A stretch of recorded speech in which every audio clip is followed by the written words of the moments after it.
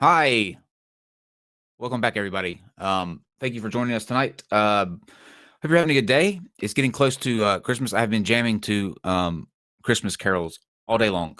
I know, Steve, you hate Christmas because you're a I communist. do. Um, I do. I cannot stand Christmas music. I admit it. I love the season. Don't get me wrong, but I just cannot deal with Christmas music. Everywhere I go shopping or anywhere I hear Christmas music, I'm like, I need to get in and get out. why? It's literally like the happiest music on the planet. It Like, is. I'm telling you from experience. Anybody who has ever been in retail, I think will agree with me.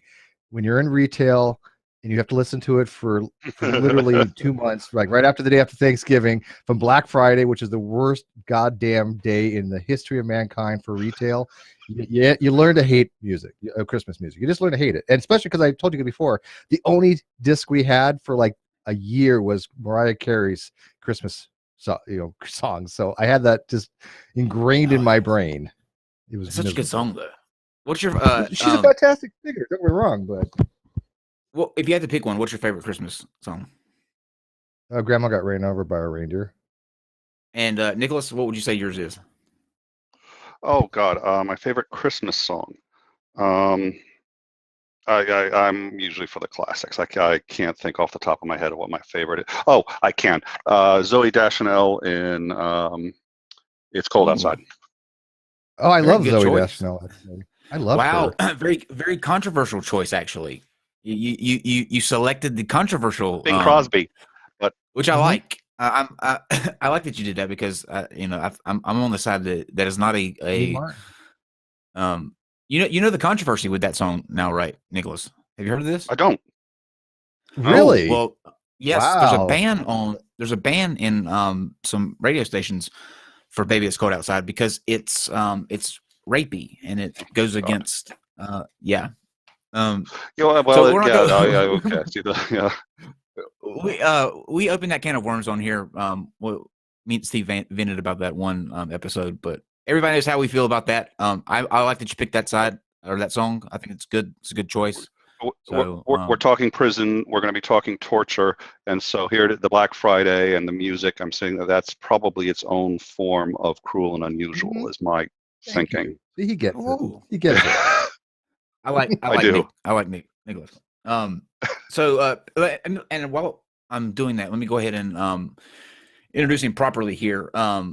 Nicholas Lamar Soutter is a writer and philosopher. He was born in Cambridge, Massachusetts. I would read all of your because you have a super impressive resume that I'm looking on your about website of your point. Do you just want to take a second real quick and hit like the points that um you feel are like the most relevant to what we're going to be talking about? Because you have you run the gambit on things that you do. I do. I'm a jack of all trades, and I jump around a lot. One of the biggest is I wrote a book, Rebuttal to Atlas Shrugged, and Midwest Book Review said it should be required reading for every high school kid in the country. It got a Kirkus Star, won Best of Kirkus 2012. I also wrote a book that was actually a memoirs. It was called Confessions of a Sin Eater. It is the memoir of a prison psychologist who spent 10 years at Walpole Maximum Security Prison. It was actually also a supermax at the time. It's now called Cedar Junction, but it's a Massachusetts prison. Then recently, I still do short stories. I still do essays. I started work on what's called the Atheist Codex, or now the Humanist Codex. It is a collection of atheist arguments designed to be approachable, especially to theists, actually, and a place where theists can come, and if they're starting to question their belief, they can find support. We have um, uh, people who offer support, who's Mhm. uh, struggling with that, and I believe two things simultaneously. One, religion is gonna kill us all if we don't find a way to deal with it. When you talk about global warming denial, when you talk about human suffering, religion is almost always at the head of it. Prisons are an exception. Um, and that it's actually much harder to deconvert and much more painful than a lot of atheists give credit for. So this is a site that's designed to try to make it that gap.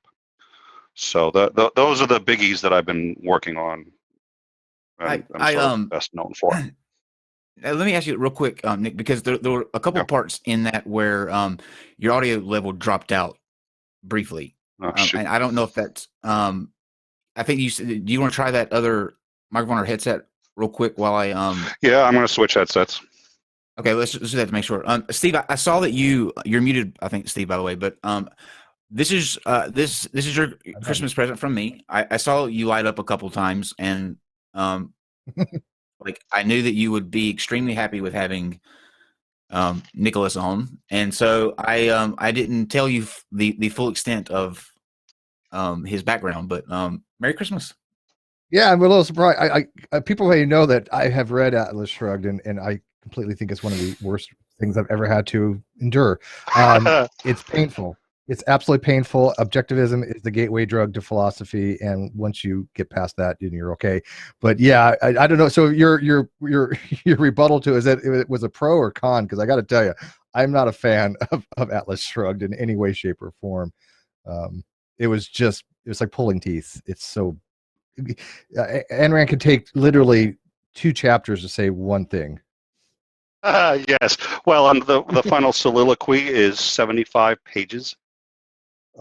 75 pages to get across one very simple idea. And when John Galt is giving his lecture, who is John Galt?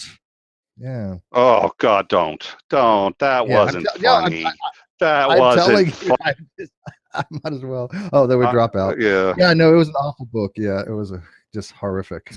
Never. Steve again. Steve. I think Steve would be very interested in your I know the conversation is going to focus on the prison side, but it would be cool to also kind of get into the Atheist Codex, because I think that's something that Steve would really because he's all about argumentation and that sort of thing. That's what really piqued my interest about you in the first place, is seeing that the Atheist Codex. I mean, it's an extensive thing.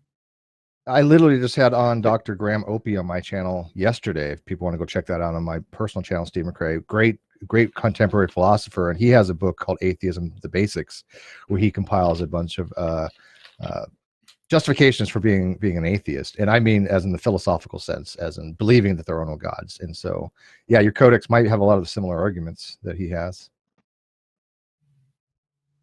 Are we back? Did you get them?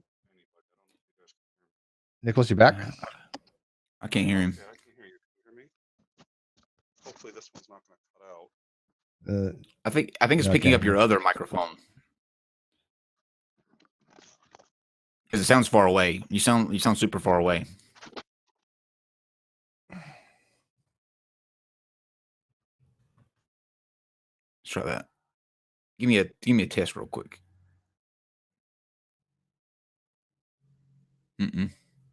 I don't even hear him now.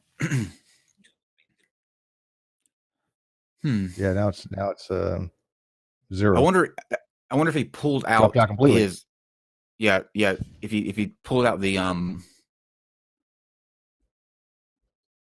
he wouldn't pick up a microphone then. Steve, while he's fixing that, you want to talk about the link sharing thing that you wanted to do? Yeah.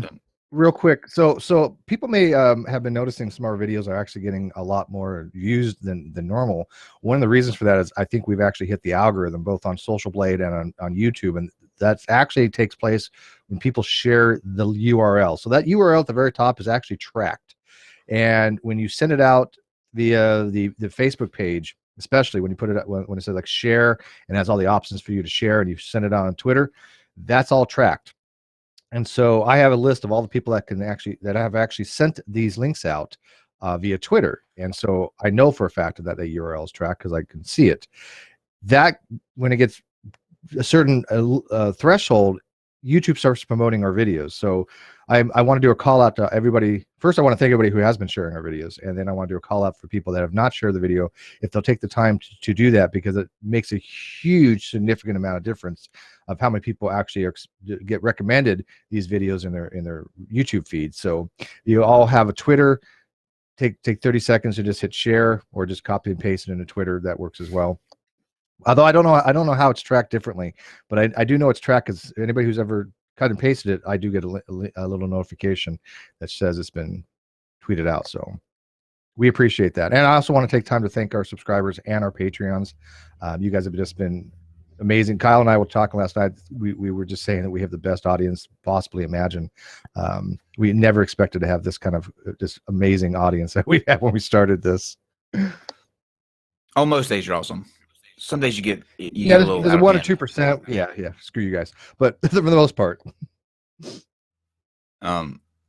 yeah, I don't know what I'm not sure what's happening right now. But so me and Steve will continue to talk until hopefully Nicholas rejoins us. But yeah, butt shot.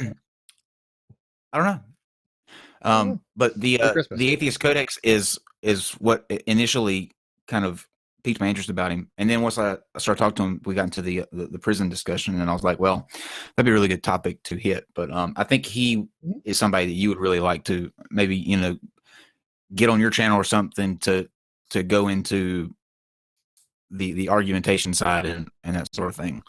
Yeah, which, by the way, we can talk about last night and how there was literally an argument for 2 hours that I thought my head was going to explode. I literally thought my head was going to explode. The argument toward the end? Yes. Where y'all, neither side would relent. It was well, yeah, but that was over everybody after you left. That. I was neutral on that. I was just like, you know what?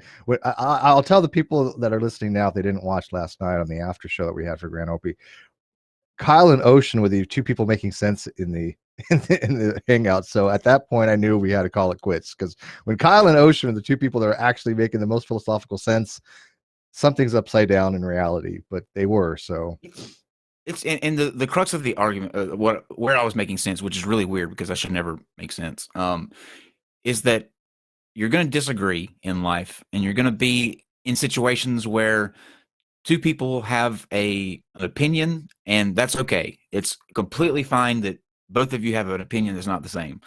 But when you sit there and for 2 hours you are trying to drive home that one of you is right and the other one's not, neither one of you are going to relent at that point.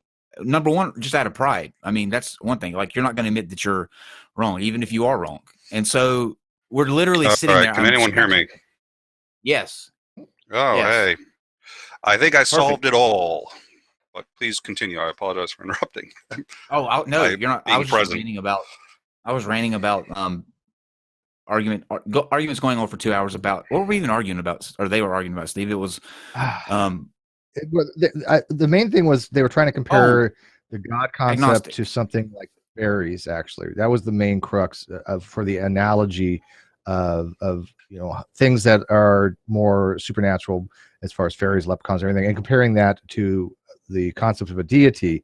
My argument was basically that deification argument has been going on for thousands and thousands of years. So even if you think there's only a ontological comparison, socially there's a huge discrepancy between the two, because the God concept has had a huge influence on society, good, bad, or indifferent. It's still an influence, right? So that was my argument, and then they just ran with it, and then you had two polarizing sides, and I just listened. I had nothing to do with it after that point. Literally 2 hours. Literally 2 hours. Yeah. On the same. And I was dying. Anyways, yeah, I'm glad that you're back. The video looks like it's working fine. You sounded fine a second ago. So audio's fixed. Let's dive in.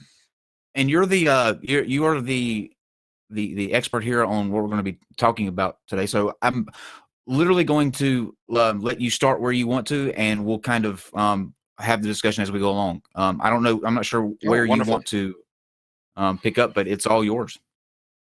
Oh, well, just double check. You can hear me. Absolutely. Yes. That actually sounds great. All right, I'll start then with the big picture view. The United States has absolutely no idea what it's doing when it comes to prisons, and we don't even know why we have them. We don't. We haven't a clue. Do we have them to reform people? Do we have them to punish? Do we have them as a deterrent? And what ends up happening is because we haven't figured out what the justice system is supposed to be, we haven't figured out what the prison system is supposed to be, we try to do all these things and we end up doing all of them extraordinarily poorly. Um, Prisoners come out of the system worse than they went in by a significant margin. That doesn't help anybody. You've got a system, especially at the supermax level, but at every level, what it really is it's a system for creating monsters. It's people go in, and you can take someone who's in on a anything from embezzling, white collar crimes, to drug offenses, which we think of often as a really big deal. It's not. Um, it's a medical problem. It's not a criminal problem. But they go in, they get beaten, they get raped. They learn that the only way to survive in prison is to, and this may not be your story. I heard pieces of it, and I think you may have escaped what certainly happens at some of the at the federal penitentiary levels and at the supermax level. But you learn that the only way to survive is to be aggressive, be hostile, and then those skills you end up trying to translate to the outside world when you get out. That's why within 5 years, 75% of all people who get released on parole have been rearrested. 50% end up back in jail. That, in my mind, is completely unacceptable numbers, but that's what we've got. We also have a system, massive overpopulation. I'm sorry, if you were going to say something, please. I can continue this. I was just going to say what you said there. That opening was brilliant, and on my experience and what I went, what I saw, and I was lucky because I didn't endure all of the beatings and all that stuff. But the way you describe things is spot on. I mean, it couldn't be more spot on if you tried. And we're glad. Actually, we almost revel in it. We think that's the way it's supposed to be, and there is a especially with conservatives, but liberals don't pick this up. You'd expect liberals to, pick this up and run with it, but they don't. We say to ourselves, hey, if you've committed a crime, you should have your license revoked. You should not ever be able to vote again. Well, excuse me, at some point, isn't the idea that you've paid your debt to society, which I actually don't believe in, but at least in theory, isn't that the idea? And you're still a human being. You're still a citizen of this country. You have rights outside of prison, you have rights inside of prison, and they are completely ignored and routinely violated. And the general consensus of most of the people in this country on some spectrum is that that's really okay because these are bad guys.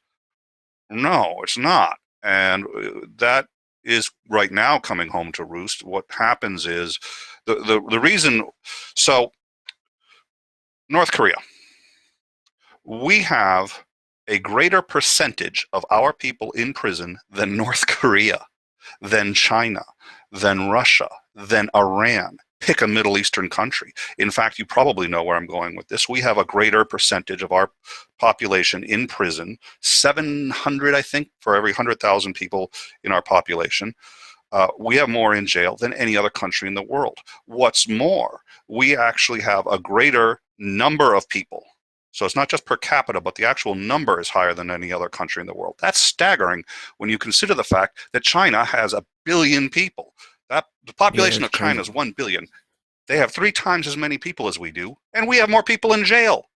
Which one's the oppressive regime? Which one's the land of the free?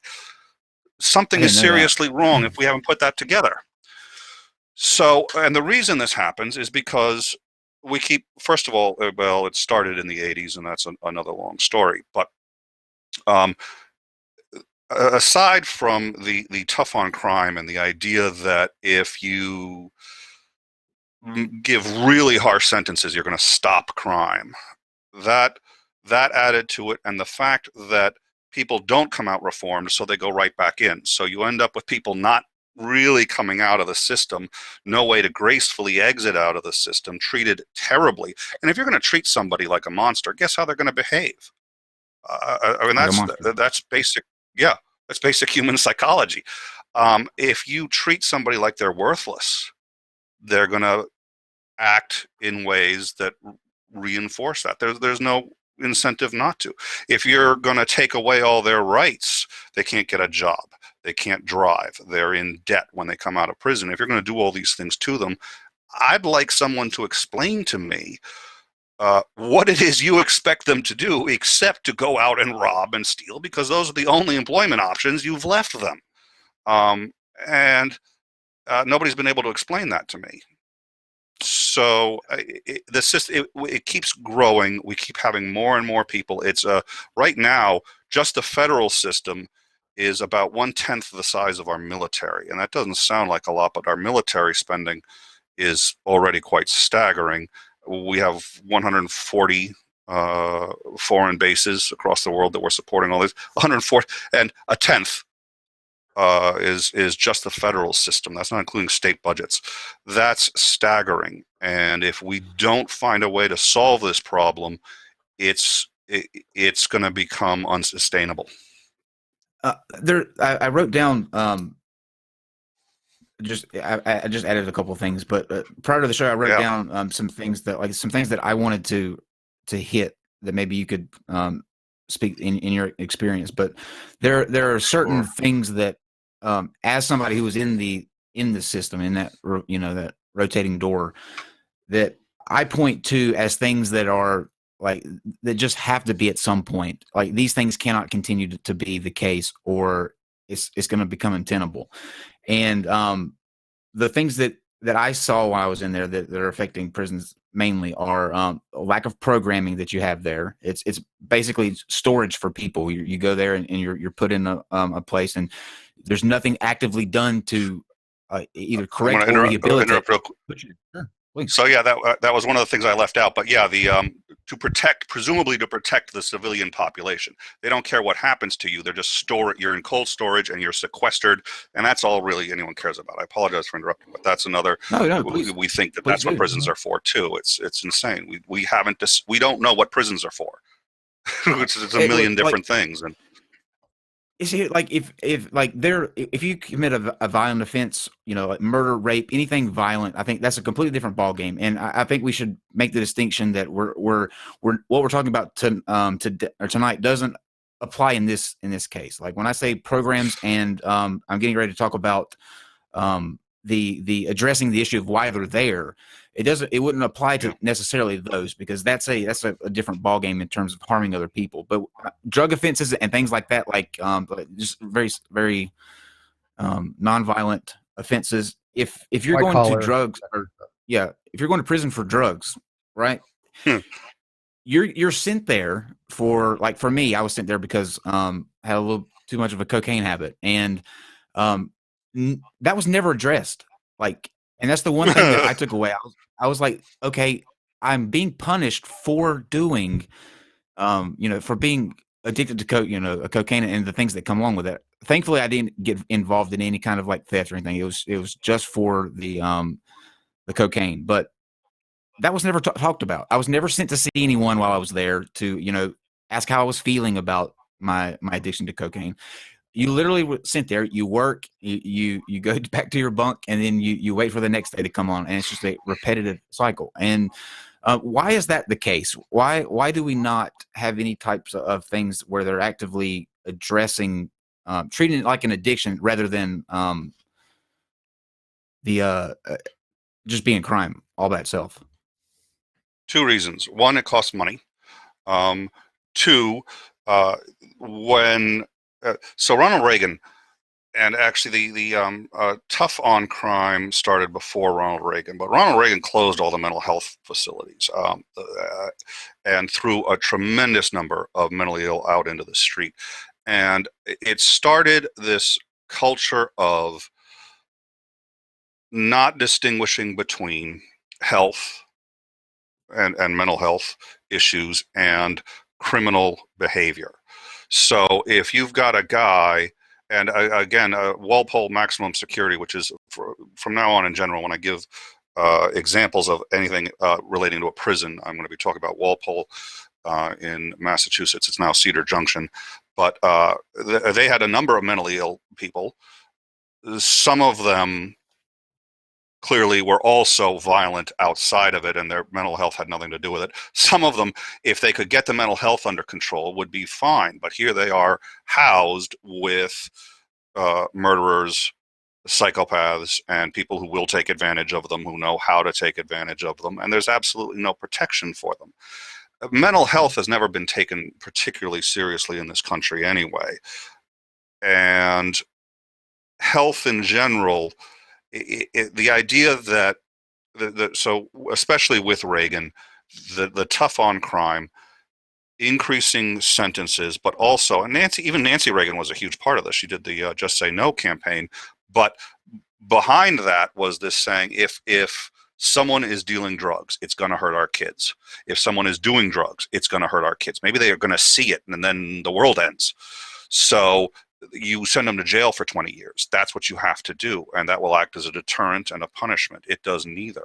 And especially, by the way, this is going to sound a little odd, but if you think about it, there's very little difference to the human mind when you hear this between 5 years, 10 years, 15, and 20. At 5 years, your life is over. You'll get out, and you'll probably get out, young enough that you can still do things, but all your friends will have moved on and forgotten about you. You won't be able to get a job. You won't be able to do anything. And the way your mind works, if someone says, well, crime carries a sentence not of 5 years, but of 10, that doesn't double your disincentive against it. That doesn't double your, oh, whoa, I really shouldn't do it because it's 10 years. Your brain doesn't really process the difference. At most, there's a minor difference in your thinking about just how long that is, but not a lot. So this tough on crime, and we're going to add just massive penalties for everything as a deterrent and as revenge. It's genuine revenge. We are a civilized people. You're not, and we are going to screw you for it. Let me, and that's, yes, please. Let me ask you about, since you mentioned the war on drugs, I had this here too. What about the, what's your opinion on things like when Richard Nixon, who was, to me, he was the guy that kicked off, this war on drugs. Like it began with him really hardcore, but yeah. What's your opinion on the sentencing laws in terms of the differences between something like cocaine and something like crack cocaine? Because that's pointed to as a big means of why, a certain percentage of the population is in prison. Do you have any thoughts on that? Sure. First of all, Nixon's cute because he didn't care too much about drugs. What he cared about was the Vietnam War and the protesters who were trying to stop it. And guess what most of them were? Hippies who smoked pot. So he went after pot. Nobody cared about pot until Nixon. Then he went after pot, and he went after every drug with that. The historians may disagree with me on this. I don't think he cared about the drugs. He cared about getting rid of his political opponents. That was the hippies. They smoked pot. They did a lot of other drugs. So he went after all of it. And that's important because you need to realize that, and it's the same thing. Why do we have speed limits? It's not for safety. It is now, and people think that's why they were put in. No, speed limits were put in the 70s when there was a gas crisis, and that's in fact why, my daughter said, "Wow, isn't it a coincidence that a car is most efficient?" Because she had asked, "What's the best speed for saving fuel?" I said, 60 miles per hour. Oh, wow, it's amazing that that's the speed limit too. It's not a coincidence. So it's got nothing to do with safety. Yeah, can I also add on that? That's at the same time, because I remember these days, especially during the even and odd gas days, and I'm sure you recall those as well. Oh yeah. Yeah. So, I'm actually but not quite they that added, old, but yeah. Yeah, you Don't let you the look a gray little fool younger you. than me. I'm that gray, but I'm not that old. I was um, born in 73. well, 74. Wow, I'm I only a can't believe little I bit got older my than own you. birthday wrong. Yeah. Yeah, I'm only a little older than you. But we remember those similar things. But yeah, when they added in the carpool lanes, remember those days? That Yeah. they actually had found that the carpools were to minimize emissions, and they've actually found that they cause more pollutants and more problems because you're limiting a whole entire lane. So it had the opposite effect. But I wanted to note two things while I can. One, about your 5 years and 10 years, things like that, because I completely understand that. Not to have a comparison to prison, but the 6 years that I did in the military is a lifetime. It's a very, Yes. very Oh, it is long the same period thing. of time. Yeah, so I do get the concept of being in confined spaces. I mean, when you're aboard a ship for even 6 months, that is the that well, I was on for 4 years, but you're out at sea 6 months at a time, pretty much. That you cannot imagine how long that is. So I couldn't imagine people doing 10-year stints and 15-year stints and 20-year stints because one, I don't think it makes a difference to the individual whether they have 5 years or 10 years or 15 years because the outcome is going to be the same to them. This is where I think it needs to be really dived into more. Yep. John Rawls' approach and things of, are you going for restorative justice? Are you going for retributive justice? Because you mentioned this at the very beginning. Until our country decides which path they kind of want to go and can differentiate between these types of offenses, we're not going to have any kind of real reform in the prison system. I completely agree. But to actually quickly get back to because this is an interesting, there is now a bill that just passed yesterday in the Senate. I don't know if it's anywhere in the House. It's a prison reform bill. It's called First Step. I think it's called First Step because it's like first step for people getting out. And they say huge prison overhaul. It's not. It's going to release about 7,000 people. They're mostly black. The reason it's them and mostly black is because it takes crack cocaine and reduces it to roughly the same type of offense as powdered cocaine, and that was a phenomenally racist. Crack cocaine is in general used by blacks.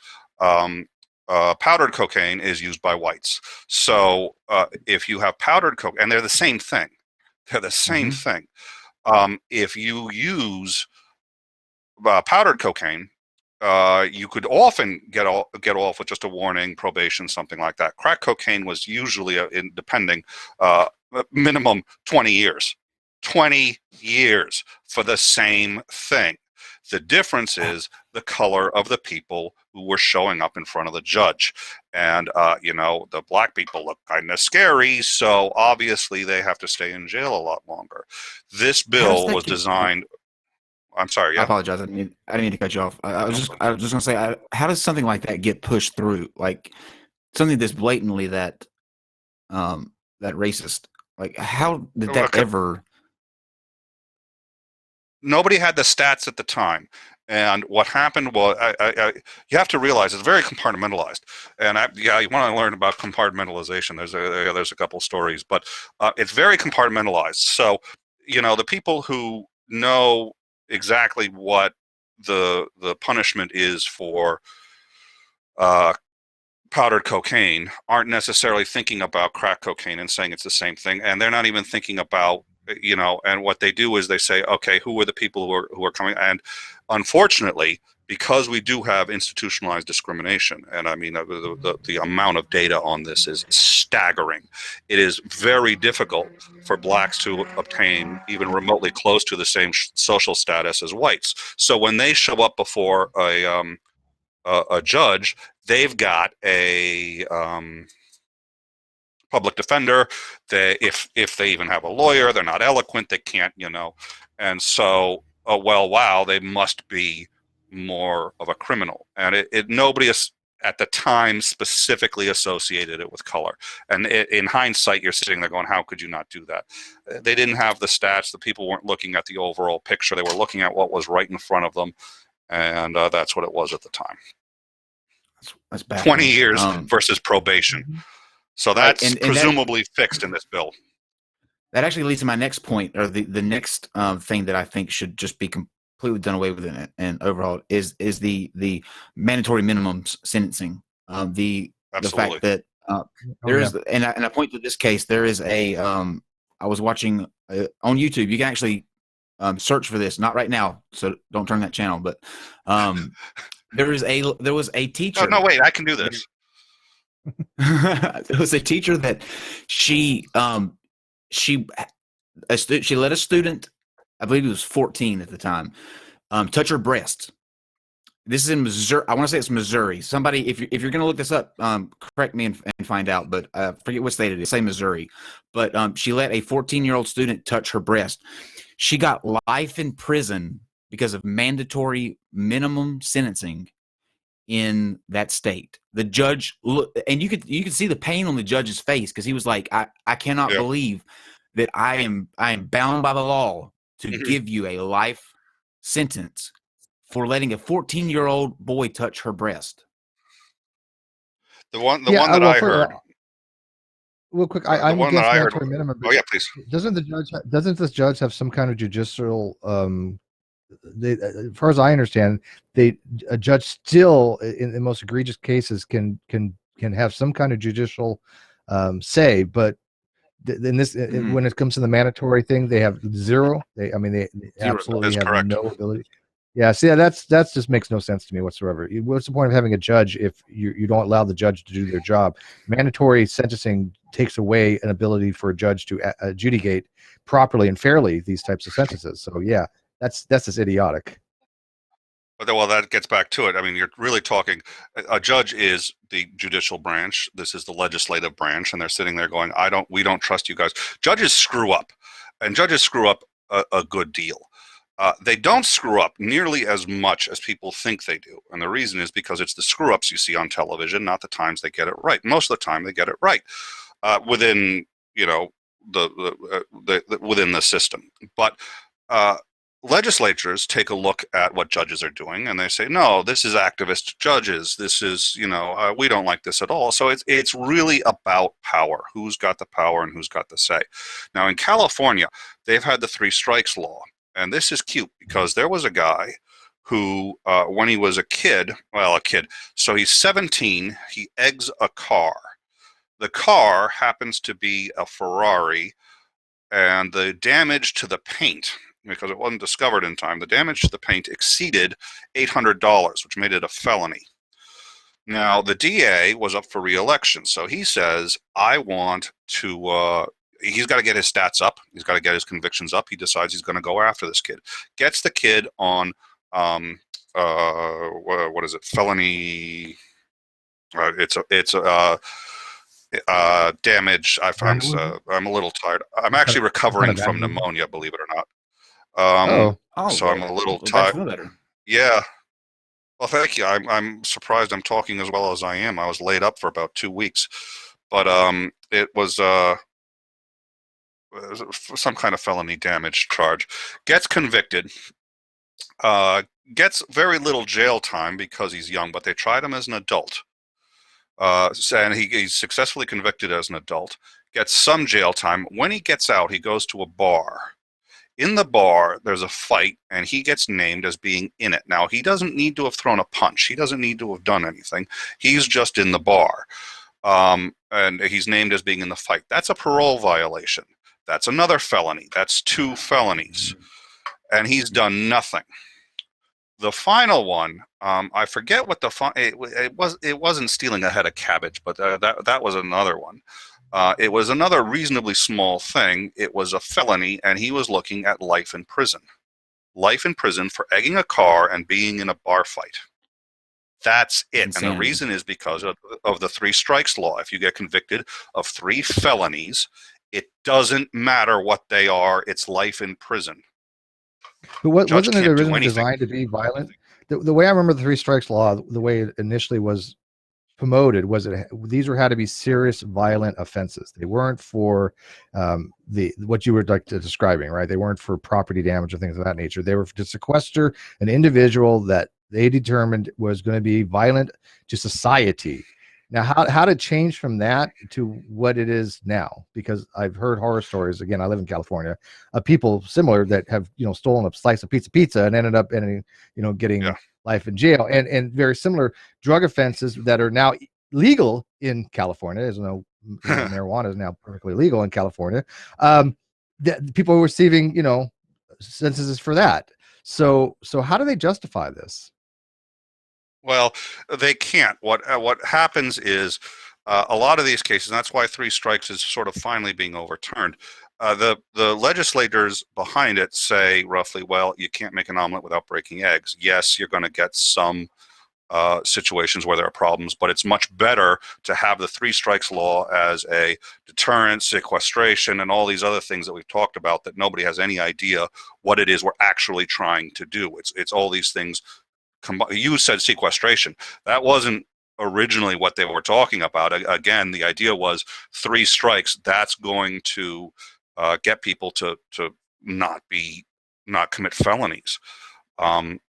So it was a deterrent at the time, and everybody's opinion on what these laws are supposed to do keep changing, and it's not until the social outrage is high enough, and that really comes with education. That's why these shows are important. It's not until the social outrage is high enough that people begin to do something about this, because it's not there. When did Dick Cheney start to be okay with homosexuality? There's a very fine delineation. Does anyone remember what that is? His daughter came out as gay. Yeah. Oh yeah. She came out lesbian, right? I remember that. Mm-hmm. Yeah. He was against it until then. That's such a good point. That is such a good, and it goes to John Boehner too, because how long did John Boehner rally against marijuana and the guidelines with sentencing on that? Now he's couldn't be happier. He's got the biggest smile on his face, and he never did. And by the way, guys, if you need any proof that marijuana can be beneficial to you, look at John Boehner's years as the Speaker of the House. And he cried all the time, right? He gets out of Congress and he goes and he starts smoking a couple of joints. Now the guys can't stop smiling. So it's whatever's going to work in their benefit every time. Well, it's who you know. Listen, I think it's one of those things. This is why diversity is important. When people talk about, and I did the other thing you guys might be interested in. This is I did a rant about 2 years ago. I've only done 2 rants. One was on gun control, and the other one was on Trump. And the rants are atypical of how I normally talk. I usually try to be very respectful, including on the other side, and that includes people who voted for Trump. But this rant was the goal. It was a performance piece, and the goal was to be as erudite as possible, and to really provide good arguments for why Trump was quite dangerous, and to be as profane as humanly possible at the same time. You'll find it on my YouTube channel. That rant did really quite well. I was proud of it. But oh my God, I just lost track of what were we talking about a second ago, right? We were talking about John Boehner and marijuana before that. Where the line is, where the line of like where they're able to be okay with something that they so staunchly not before. Right. The conservatives really believe that there's something inherently wrong with diversity because they believe that it has to be forced, and well, to some extent it does. But they believe that what they fail to understand is that there is genuinely something to be gained by connecting with people who have had different lives other than you. And this includes, and this again, so you've been to jail. So people who can talk to you about that experience are going to learn something they've never learned in their lives. And that's an important something. Our worldview is staggeringly small. I mean, really small. We think it's big, and we think, we study and we learn. No, it gets a bit bigger when you travel abroad. You get, this was the other thing about Bush. He had no intellectual curiosity. He had never been outside of the country except to Canada. What was the joke? Even drunk? No, he hadn't even been to Canada. Even drunk on a dare, you get to Canada. He had never been to Canada. So, there is something to be gained by these experiences. The Norwegian prison system, which I spent a good deal of time studying, and holy smoke. And you had said earlier, you said we're going to separate violent offenders from nonviolent offenders. I think in most cases, if you do it right, you don't even need to do that. I think so. In Norway, Maximum prison sentence is 21 years. 21 years. Now, what's his name? Bolshevik? Andreas Bolkovic. That's the wrong name, but it's close. We'll pretend I got it right. He he blew up a car bomb in Oslo, and then he went to that island and started shooting campers. Shot 30 campers. You guys remember that? I mean, this was a huge deal. I think it was 32, I believe. Yeah, may well have been. So he got 21 years in prison. Now, there are people who sit there and say that's outrageous. First of all, they don't just release you at the end of that time. In fact, they don't release anyone when their time is up. They evaluate whether or not these people are dangerous. We don't do that. There is a parole system, but again, once you reach the end of your time, it doesn't matter. But the other thing is, and here's the interesting thing people don't think about, 21 years. All right. I remember talking about Walpole, and I was speaking to a lawyer who had been in Walpole, and he said the thing that he remembered most was he had to sign a waiver as he was going in, and they said, okay, you're going into the common area. Do any of these people want you dead? And he's like, well, I'm a criminal defense attorney. If there's anyone in here that I failed to get off, yeah. I said, okay, we want you to know we don't actually have any control in there. It looks like we got control. We don't have control. They're all armed. Why are they armed? Well, they're allowed razors. I think the ACLU won prisoners the right to have razors to shave, which I agree with, but in our system is a problem. In Norway, they actually have plenty of weapons. They could if they wanted to. But anyways, all of them are armed. They have makeshift shivs. And if one of them decides to kill you, they can get to you long before we can stop you. It's the common area. They really have no control there. So you have to sign a waiver. And you have to realize if somebody wants you dead, you're going to die. So the lawyer is sitting there going like, I didn't realize this is what it was going to be like when I went to law school. Now that's definitely a hostile workplace. Yes, yeah.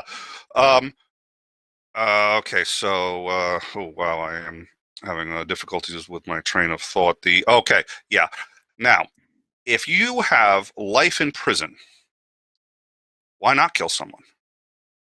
Why not?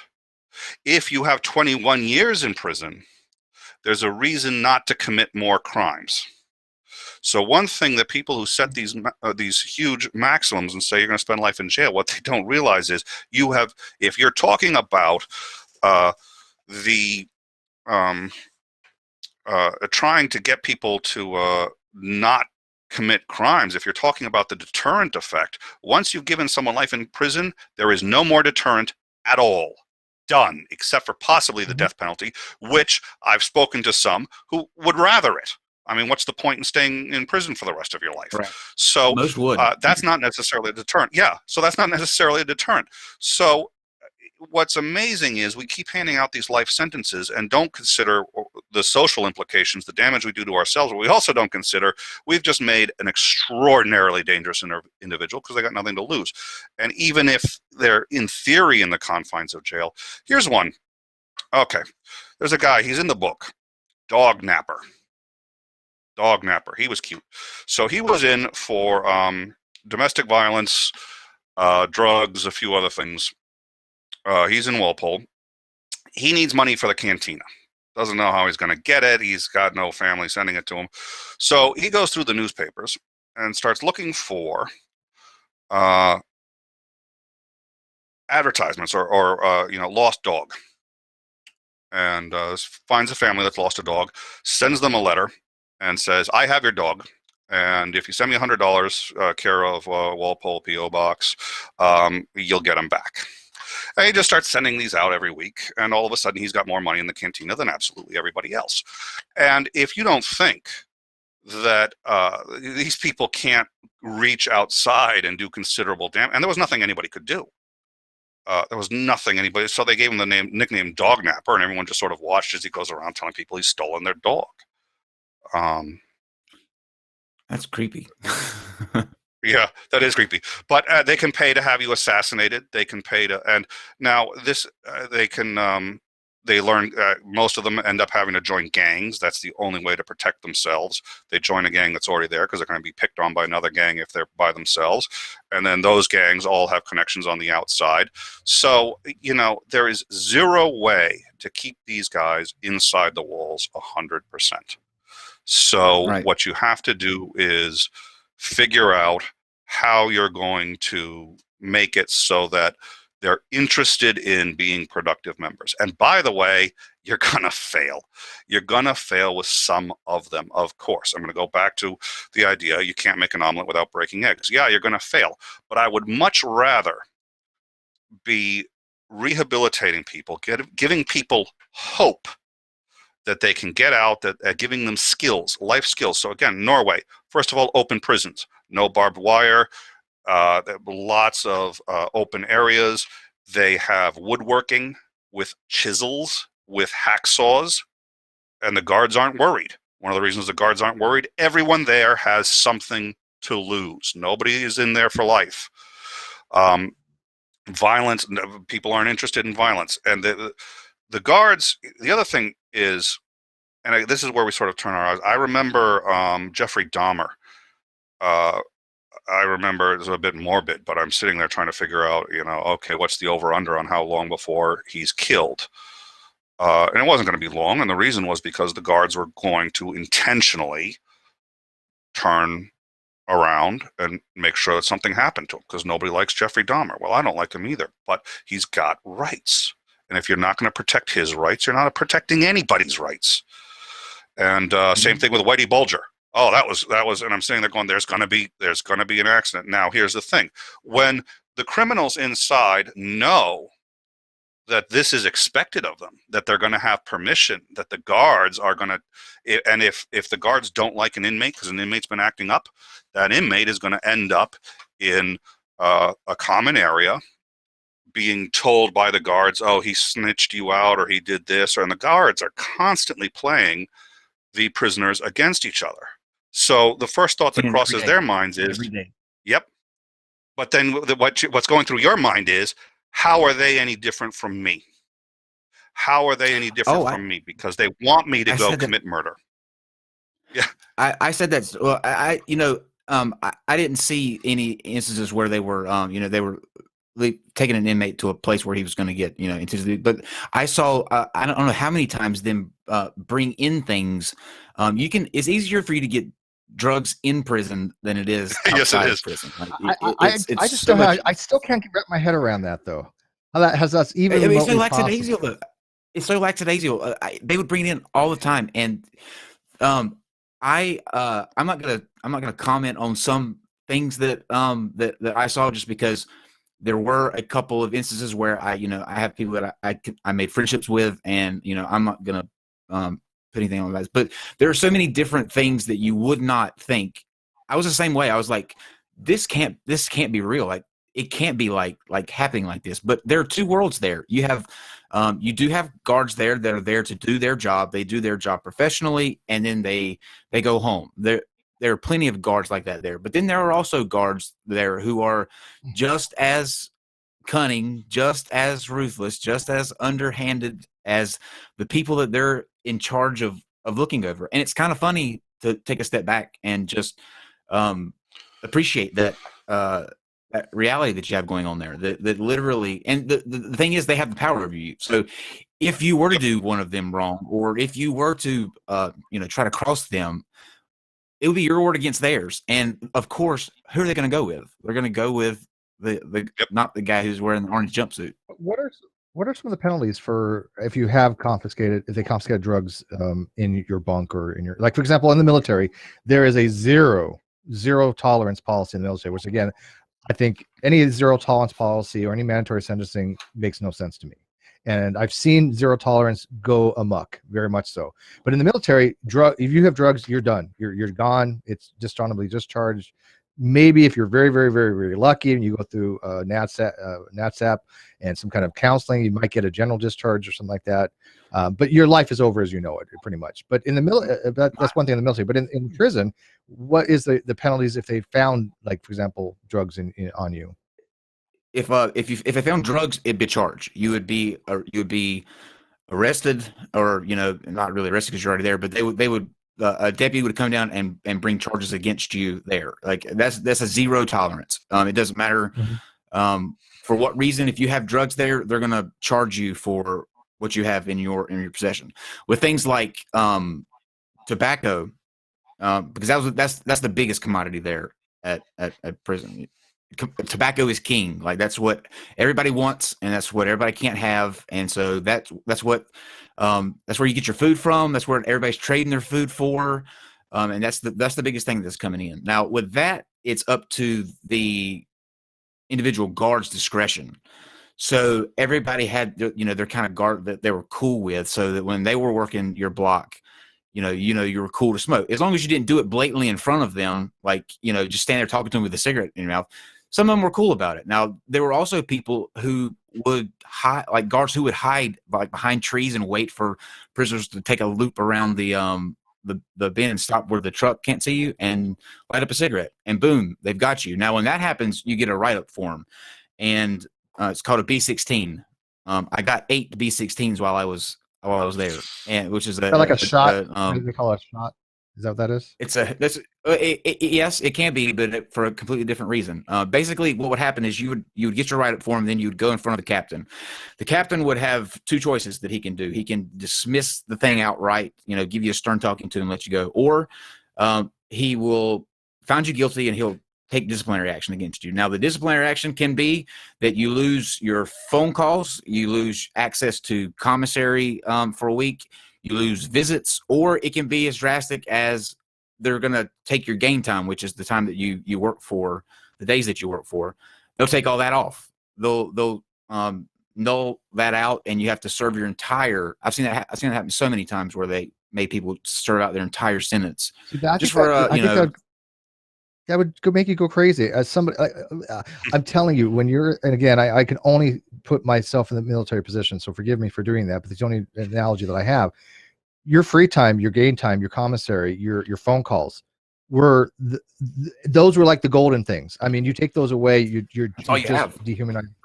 Yeah, you cannot imagine how long will people wait just to have a phone call, right? And so. Yeah, these things. This is almost like a cruel and unusual punishment kind of thing, because people have to have these types of things.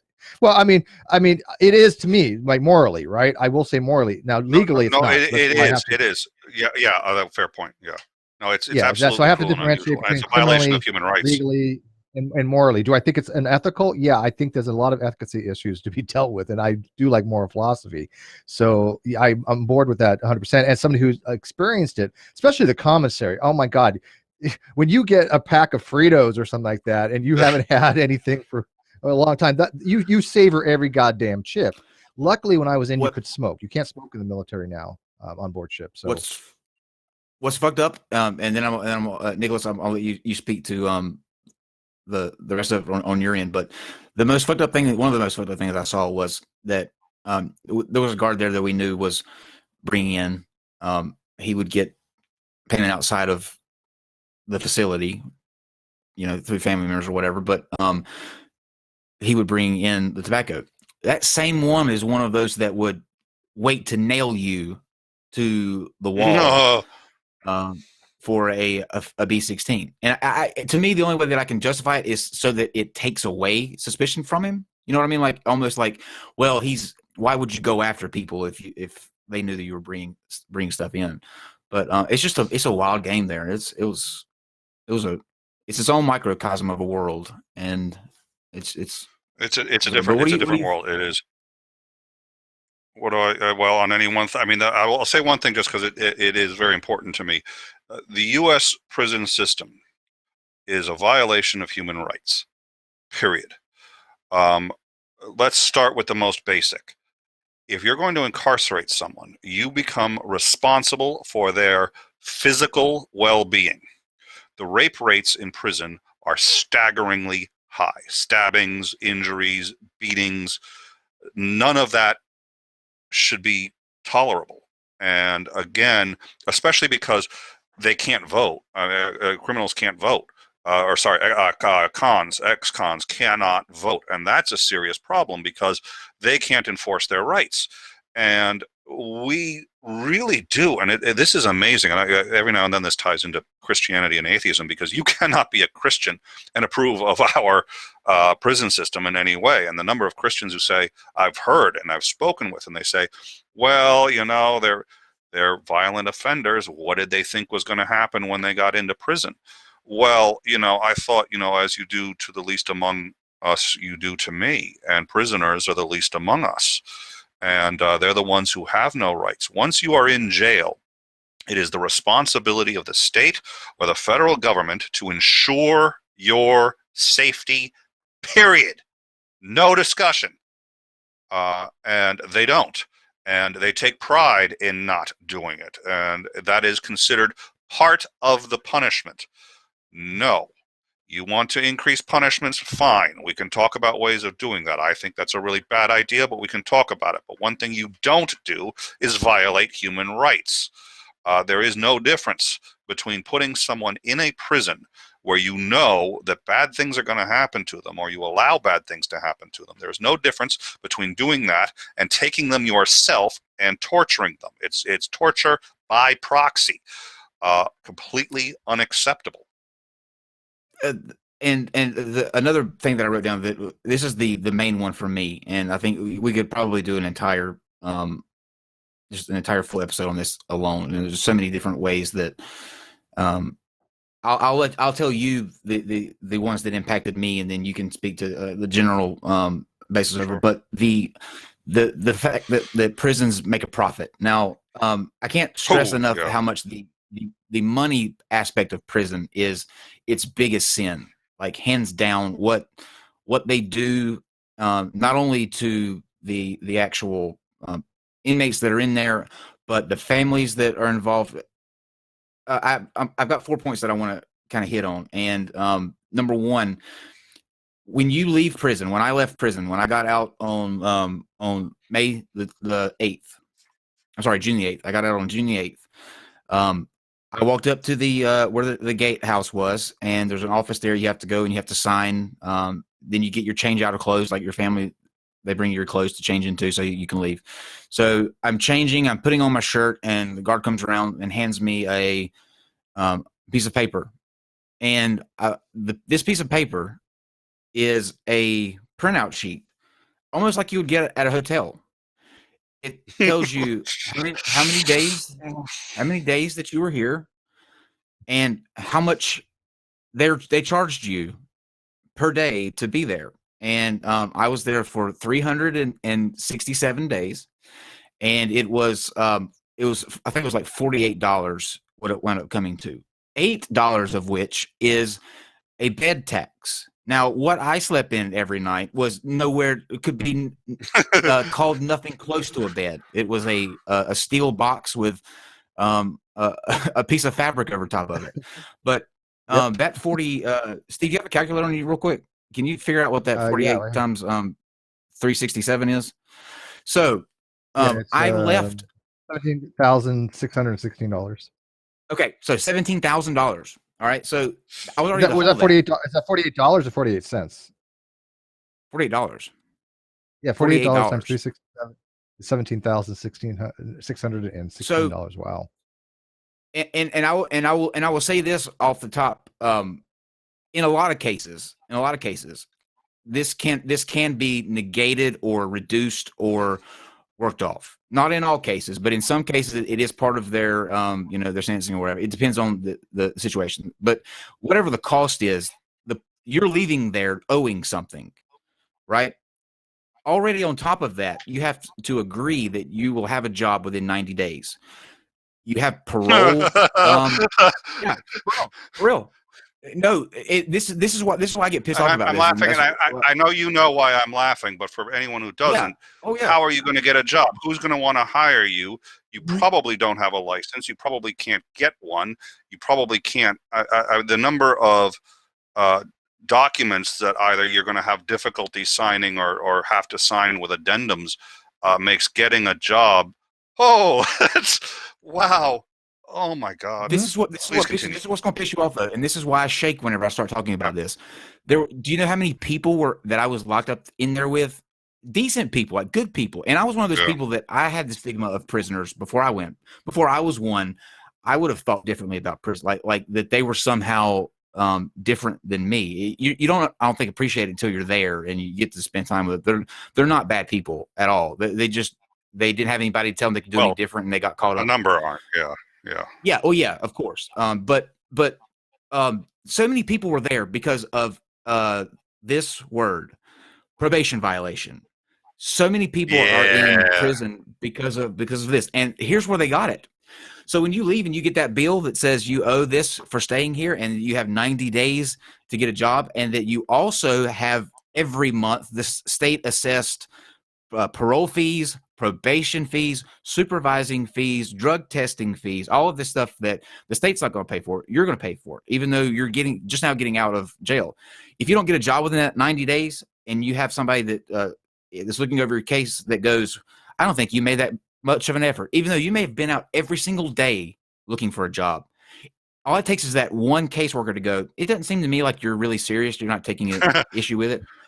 Probation violation, because you did not meet the requirements that you signed up to do when they released you. So that puts them back in prison. And guess what?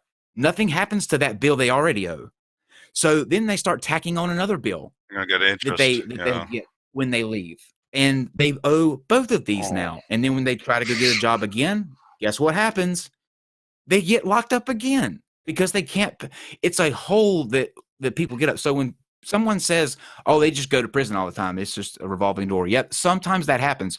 But a lot of the times it's because they can't.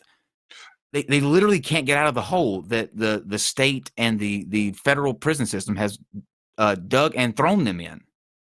Yep, and nobody cares. That's the problem, is nobody cares. And I think you hit the nail on the head, and it's sort of what I meant with the Dick Cheney example earlier, which is the problem is, okay, I get a little frustrated when people sit there and say Adolf Hitler was a monster. I do. Somebody should time how long it took before Adolf Hitler came up on this conversation. I get frustrated when they say he was a monster. And here's why. Because he was a human being, like you, like me. We like to say he was a monster because that makes us feel better about ourselves and make us feel like we couldn't possibly be capable of what he did or what the Germans did. And if you take a look at the Stanley Milgram experiment, which is one of the most famous experiments in human psychology, you can get just about anyone to do some pretty terrible things. And you can look up that experiment. I can get into it later if you're curious. Well familiar with that it. experiment. That was a the fucked greatest up experiment experiment. ever done, actually. Yep. So, he wasn't a monster. I really wish he was. I wish he was. He was a human being and had the same blood that I had. And when you realize that, yeah, well, and then here's the thing. He wasn't a monster.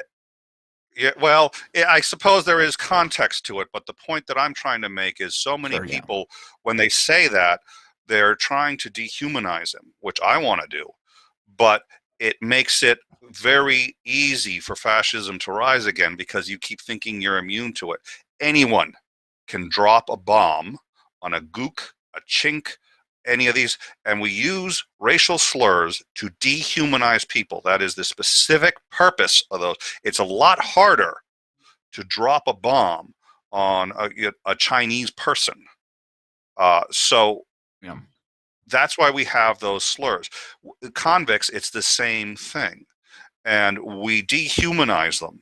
And we do it so that, we don't have to think about, it's a little bit of a scary process thinking about how do we fix prisons. And we know it's going to cost a lot of money, and wouldn't it be better to put that money into health care or children's lunches or something like this? And when you take a look at the real cost of what's happening with prison systems, I mean, it could potentially bankrupt this country. And the reason is because when you end up creating more monsters, when you end up creating these people that are incapable of functioning and they go out and they commit more crimes and things get worse, when you have a system based on revenge, which is really what our system is, it's much more about you've committed a crime and we are going to somehow avenge ourselves upon you. You get out, you are going to want to hurt other people. The book Confessions of a Sin Eater, which again was that memoir, in the first chapter, was the first day of my friend's tenure at, he was actually at the time at minimum security Addison prison, and a guy was being released who just lost it as he was coming out. And he said, I'm not a human being anymore. I've been raped so many times. I can't feel a thing. And I swear to God, the first thing I'm going to do when I go out is I am going to take it out on one of those people who think that they can get away with putting me in here and not suffering any fucking consequences. And that's what he did. And he was back in Walpole 2 years later for raping and killing someone. Now, he started out at minimum and upgraded to maximum. Why? Because he wasn't taken care of and because he was turned into a monster. And you can only do that to other human beings that aren't people. And so it goes to what you had said earlier. We don't think of cons, ex-cons, and even that term is probably derogatory, as people. The fact that they can't vote and that people are okay with this, you have to realize they're human beings and American citizens first. That means the Constitution applies. And if you're going to say they can't vote, there has to be some kind of due process as to why there is. And nobody's got any. Nobody's got any. There's no reason. Well, my question is this: if there's some kind of restorative nature for these criminals, and they've paid their dues to society. The whole point of is to have somebody be incarcerated. Supposedly, one of the points, it could be multiple, but to pay back some kind of perceived debt to society. Now, if that's the case, and they've gone through it and they've done that and they've gotten out, why is there still a detachment of the non-ability to vote? Now, I can understand why they're incarcerated. I get that. I find with suspending of certain liberties when you're incarcerated, just like when in the military you suspend certain liberties, you're property of the government at that point. But once you're out, why is it still that position that you can't have the ability to vote? Why I don't understand once a felon always have that inability to vote, because it makes no sense to me if the whole point of incarceration, a point to pay that debt to society. Yes. Can I tell you what I think real quick? Mine's very quickly, because I think that they know that it's not designed to rehabilitate, that they put that narrative out there because it sounds good. Sure. It's warm and feeling. But what they want is they want to put you away in a concrete box and throw away the key until it's time for you to get out. And then when you get out, they don't want people like you trying to influence politics and society. Change the system. But the main narrative that goes out is, oh yeah, it's reform. There's nothing about prison the way it stands out. Zero, zip, nada that is in any way rehabilitative. Nothing. I completely could agree with that.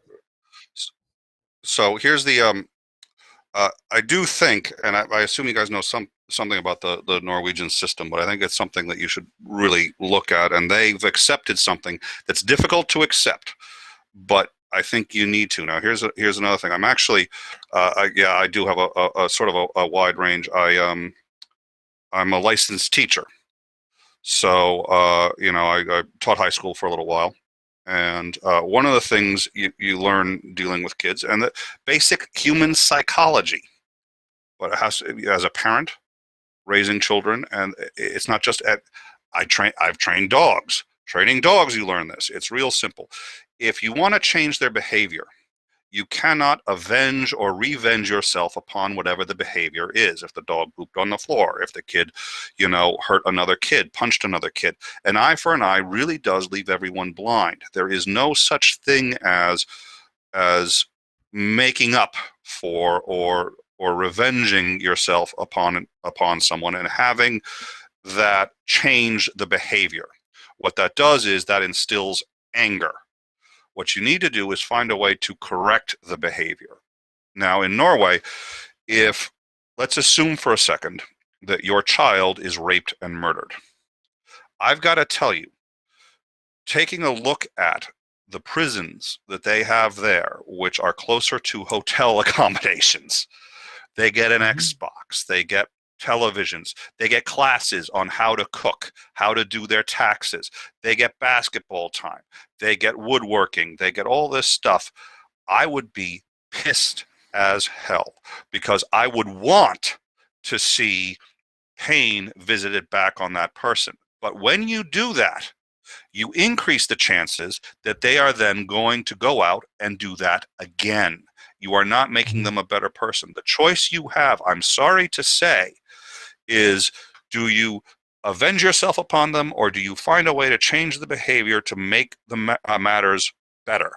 You can't do both. I don't think and punishment should be. That's a tough Go ahead. question to no, ask, it can't. It's tough, and it's easy for me to say, and that's one reason why it has to be done collectively, because I don't think any one individual is really strong enough. But I have two people on my wall, two portraits. The first, the second actually is Christopher Hitchens, who I'm a huge fan of. Disagreed with how he did some things, but huge fan of. The first is Martin Luther King Jr. And Martin Luther King Jr., when I talk about atheism, one of the things I say is that atheism is actually a civil rights issue. We are oppressed by the religious, but our response cannot be. Too many atheists online that I have found think that humiliation is a good way to educate, that making the other side look bad is somehow going to make them rethink their positions. No, it's going to entrench the position in most cases. And it's going to make them say, wow, atheists are jerks. Even if he's right, I don't want to join him. And I think the next step for anti-theists is to approach it as a civil rights issue and to approach it much more like Martin Luther King Jr. and say, listen, we're brothers. I understand that it hurts. It hurts like hell to abandon the idea of God. But here are reasons why you have to realize all the damage it's doing, so on and so forth. At any rate, the idea of I do think that I've been injured by Christians, and I would like to make them look bad. I'd like to take them out as fools for, believing in fictitious. None of that accomplishes what I consider to be the principal goal, which is to end religion. That's accomplished more by caring and genuine engagement. It's the same thing. It's Martin Luther King had it right. And here he was able to take being in one of the worst positions you could be in and still be technically a free person, and able to force whites to look at their own privilege. And I think it's the same thing here, where we say, do we want to get revenge, which is going to make matters worse, or do we want to rehabilitate, which doesn't feel good? You sit there and say, I was really wrong, want to, but has a much better outcome. And so far we've chosen A.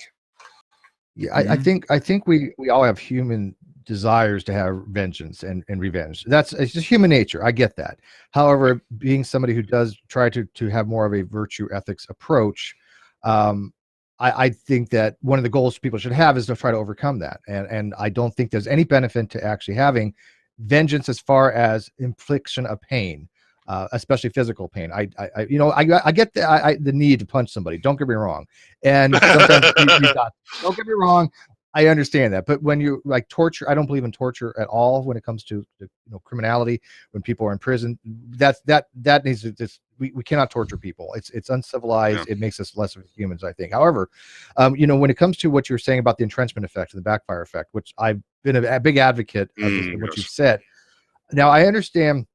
There are times for mockery. Flat Earth, I'm going to mock. I'm sorry, but I'm not, because my goal is not to change the mind of the flat earther. It's to provide entertainment for the people listening and to get people to not be a flat earther, right? So I mock certain things like young earth creationism, and I do mock flat Earth. However, when it comes to religion, I made a video with Cyrus the Skeptic on this very topic because I see a lot of people mocking Christians as far as like using volatile terminology like Sky Daddy and Sky Fairy, and I get that. I really do.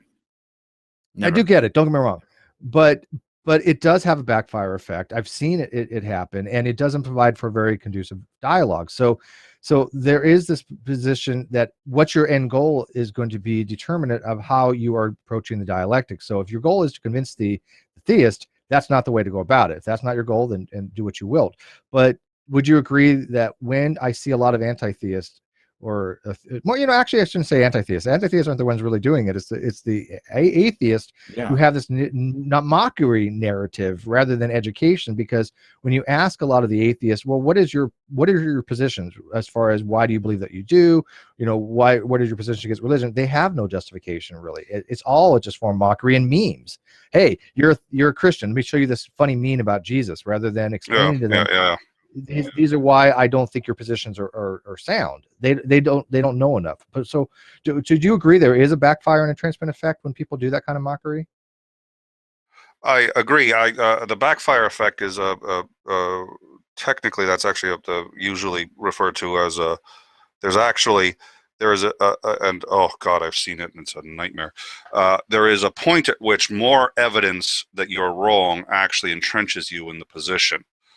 And I think that's a slight. I agree. I think what happens is if you mock people, you're going to entrench them. And if you disagree with me, let me ask you what happens when you get mocked. I mean, it's a simple, what do you do when people start mocking your beliefs? And if you're starting to doubt those beliefs and people mock you in general, what's your response? And I think most of us, or some of us, would like to say, oh, I really question them. No, in general, what most of us do is we entrench those beliefs because we want to prove the person mocking us wrong. And again, it gets back to education, psychology, and you can see this in children, but it's all human beings. We never grow out of it. But if you have kids and, you catch them doing something, or they say something that's wrong and you correct them, they double down. And they double down because they don't like being made a fool of. And speaking of, yes. Speaking of religion, that's another thing that I think should be. Maybe we'll because we're at the hour and a half mark, but maybe we'll make this the last point we kind of touch on briefly. The religious programs and things that they have inside of prisons is astounding compared to if you are someone that goes into prison. Either agnostic, atheist, someone that doesn't have a religion, because the one thing that you want to do is you want to get out of boredom and the mundane. Any type of stimulation, like it's over amplified in prison. Like the smallest things, smells, interaction with people coming in from outside, coming to do different talks or whatever. All that's heightened, and so you begin to look for things to do to get out of either your dormitory or whatever. And what I thought was just appalling is churches around the area use the prison as it's just a breeding ground for more new Christians, because they come in every day with either a sermon or worship service or whatever. And what does that do? That causes everybody to want to get out of what they're doing and go to it. So you're literally, you have a monopoly on the, I guess the ideology would be the best way to put it. But if you're somebody that doesn't believe, like an atheist, or you're agnostic, you just stay where you are. You don't get out. You don't get to go to anything that's designed for you. You just stay there and hang by yourself. So what do you see? Don't they have atheist groups in prison now? I thought they were covered under the same. They're starting to do now, because we talked to Monica. We talked to Monica Miller several months ago, and she was in the middle of a case here in North Carolina where she was suing to allow an atheist student to have a secular type program, but they're having to sue for it. The state's not providing that to them actively now. That makes no sense to me. Why should they have to sue for something that always has been a right? I mean, if people have a freedom to have a religious congregation, atheism has been determined under the Supreme Court to have the same protections. Not that the atheism is a religion. Atheism is not a religion. I will fight to the death on that particular issue. Okay, and I'm the one that usually goes against the grain. I'm the one that pisses off atheists. But atheism is not a religion. It makes no sense to even say that. Yeah. But atheism is covered under the same protections as religion. As well, just should be. So I don't know why they would have to sue for that if it's already been determined by the Supreme Court. Yeah. They had to do that in the Army too. The Army, they were looking for. There was a atheist who wanted to be a chaplain, and they had to sue. Mm-hmm. And oh my God! And the only way at first to get it was to say that it was a religion, and I think they got it in under that, but it's not, and they had to keep fighting. And again, theists who really detest atheists enjoy seeing there saying, well, it's not a religion, so it's not covered by freedom of religion. Oh boy, is that a technicality. Thank God Barack Obama recognized that problem. Yeah, but this is when it goes to this is when it goes to concepts rather than semantics. And people have to understand that just because atheism is not a religion, that is only a semantic difference. The concept of religion, have freedom to do so, is to practice what you believe, or if some people want to say atheism is a lack of belief, which people know I'm not a fan of, but if even still, it's to allow you to hold any kind of position one way or another and not have any influence from the government. And that, so if people want to have atheism, that's what it is. It's the same protection. It's the concept thing. It doesn't matter whether atheism is religion or not, because it's not, but it still has to have the same protections. Well, fortunately, that's now becoming increasingly recognized, although in 6 states, the state's constitutions bar you from serving public office. In Texas, if you can look it up, it's the 4th article. Yeah, so I mean, 6 states. If you're an atheist, yeah, oh, it absolutely is. Yeah. But to answer the question, it started with Islam, and it started actually 50 years after the death of the Prophet Muhammad. Now, what most people don't realize is the Quran was written after he died. So people who sit there and say this is the word of Muhammad, well, that's what people say the word of Muhammad is. And the thinking is that martyrdom in particular was never something that he endorsed or even thought of. It was added after to the Quran because Islam was going to get wiped out if they didn't find a way to get new fresh blood in it. When you add the concept of martyrdom, which is to say that if you die furthering the religion, you go straight to heaven regardless of what your sins are, that helped bolster the religion. It's probably what saved it. Islam has had the most success in prisons in getting converts, probably largely for that reason, but they've also been a lot more serious about it. And the people who are constantly trying to convert me, it's all Muslims. I get Muslims at least once a week on Twitter who are really, and they're very patient and they're very serious about converting me, and they're practiced and they know what they're doing. And so they take prisons very seriously. And shortly after their success, I think the Christians started doing it too. In Walpole, they had Mother Teresa came and she washed the feet of all the prisoners, and they loved it. And I'd have thought that prisoners wouldn't take it seriously, but I think it's what you said earlier. I think they get, they're so bored and they're looking for anything. And here's somebody who truly, I mean, she just sat there, she's unarmed, she's not, and she's just giving, and she's, yes, please. Let me tell you, it's baffling to watch. Like, it's almost like crusades happen every I went to one service when I was there, and that's because the only reason that I went was because they were actually, the church was handing out these huge bags of candy after it was over. So I went to go. I know that's horrible to do, but I remember just taking a step back and watching, and you would have thought that all of them had been Bible-believing Christians. They go to church every Sunday, every Wednesday. They're crying. They got their hands up in the air. They're singing. Mass murderers. Mass murderers will do that. Yeah, I'm with these people every day. I hear what they're talking about when they're out in the yard, when they're they're lifting weights, all this other bullshit. All of this is for fucking show, and it was sickening to me. I mean, I literally almost got sick just watching it, because I'm like, you were just talking about banging your sister's or your girlfriend's sister.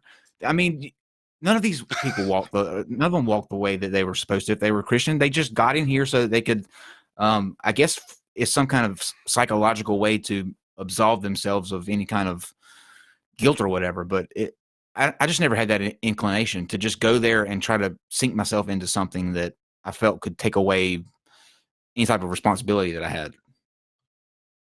I don't know if it's, that may be it. You would probably have better insight into that than I, because I never actually witnessed it. I've heard the stories, and I've heard stories of people who have committed, I mean, just utter atrocities, and all of a sudden, but yeah, days later they're right back to normal. I mean, it doesn't. Yeah, Mother Teresa visited, but did she actually convert anybody? I don't think so. But it was a good PR stunt. Yeah, and it works, at least in the short term. I mean, it really, it seems to have, but I mean, I don't know. That's what can you do? Yeah. Here's my last question to you, Nicholas, on this. Are we too far gone in this country? Have we broke things so much that any type of way to go back and try to fix any of these points that we've talked on tonight, is that practical? Is that realistic? Is there anything we can do to get on track, or are we just fucked, for lack of better word? Absolutely fixable. Absolutely fixable. The biggest thing it needs, well, not the biggest thing, but the first one I'll talk about, the most immediate, is money. Again, to get back to Norway, they pay twice as much per prisoner than we do. Now, you sit there and say, oh my God, well, we don't want to do that. Of course we don't want to do that. We're a capitalist society. And this gets back into, and this would actually dovetail into some of the points I've made about Ayn Rand and why you cannot privatize jails. What most people don't realize, and you get into arguments about privatization and socialization versus socialization. 1835, fire departments in this country were privatized. And what that meant was, and every now and then a state or a town plays with the idea of privatizing it, and it goes horribly wrong. What they did was, you had to buy fire insurance ahead of time, and then you got a marker. Usually it was a shield or something like that you put near your house. The fire department would come. If they saw it, they'd put the fire out. If not, they'd sit there and drink and watch the house burn down. And that was a private fire department. Now, 1835, fire breaks out in a house in New York. Fire department shows up, no badge, no shield. They just watch it burn. It catches the next house on fire. That also did not have a shield, so they let that burn. It also catches a house one back on fire. They let that one burn because there's no. The fourth house had a badge, so they tried to put it out. But by that point, the fire was way, way, way too big.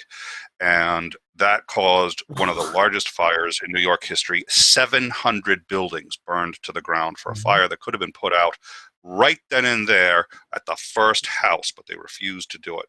First house, and instead 700 houses. Now, I know that story. That's yeah. So, you're going to have the same. You cannot privatize social services, and that's precisely the reason why, and that includes healthcare, which we have privatized. But you see the effects of it. You can't privatize police, and you can't privatize fire. We have, fortunately, socialized those. That's a terrible word, but I think you know what I mean by that. But we still have a privatized healthcare. You cannot privatize the prison system. That's a social service. Okay. They pay twice as much in Norway, and that seems like a lot, but that's per prisoner. They pay a lot less in the end because they pay less for police once they get out, because you have fewer crimes. They have a recidivism rate of 20%. We get up as high as 70%. So what do you think you're paying for outside when they do damage? When an arsonist gets outside and burns another house down, what are the damages that you're not thinking about that we're actually paying besides the cost per prisoner here? Now, if it's going to take a huge injection of money to improve prison conditions, you have to protect every prisoner 100%. There can't be any stabbings. There can't be any shootings. There can't be any bullying. You can't have any of this. You have to, and you're sitting here probably saying to yourself, okay, yeah, I agree, but how? Where's the will to do it? Right now, there isn't much. But the good news is, as bad as it is, we do have the money to do it, and it is worth the investment. And that's what it is. It's an investment. It's an investment in the future of our citizens, a disenfranchised section of a group of citizens called ex-cons, who deserve the right to be treated just like everybody else. It's really, there's no difference. They have a different life path than me. That's it. They should have every other right and the same civility and treatment. We don't have that. There are countries that do, so we know it can be done. It's a question of getting, so the big thing we need is the will. We need people to realize that it's a problem. If you're Christian, you have to accept that it's a problem, because you should not be willing to tolerate. Jesus wouldn't have tolerated this. What would Jesus have said or done? So, you know, when I talk to Christians, I enjoy talking to Christians about this, because I have an in to say. But if you want to talk to anybody and sit there and say, what's the cost? You know, take a look at the violence we have in this country. Wouldn't you like to see that go down? What's the cost to you and your family if something goes wrong? And if it goes wrong with someone that could have been prevented if they hadn't have been exposed to the level of, I hear people telling me about violent video games. The problem is violent video games. If violent video games are increasing crime in this society, what happens when a nonviolent offender goes into a violent prison? Do you think that's going to increase crime in this society? Do you think having warehouses of people who are teaching each other how to commit crimes and a life of crime and how to operate? And you had said something. You had said it's a different world. It is. And that's a problem. It should be as close to this world as possible. The fact that you're separated from your entire life should be punishment enough, or it should be enough of, that's what we are pulling you out of society. You are sequestered, but you're taken care of, you're well fed, you are educated, and we try to improve your life so when you go back, you become a more productive member of society. Convincing people that that's the way to do it, and it's hard because people do want to double down. People are trying to double down on the tough on crime. Bill Clinton was big on tough on crime, actually, for a liberal. He wasn't as big as many of the Republicans, but he said he had two major regrets when he got out of office. The first was he left the killing of Osama bin Laden to the next president. He had a plan to do it. He assumed the next president would take the plan seriously. Bush took one look at this and said, who cares about terrorism?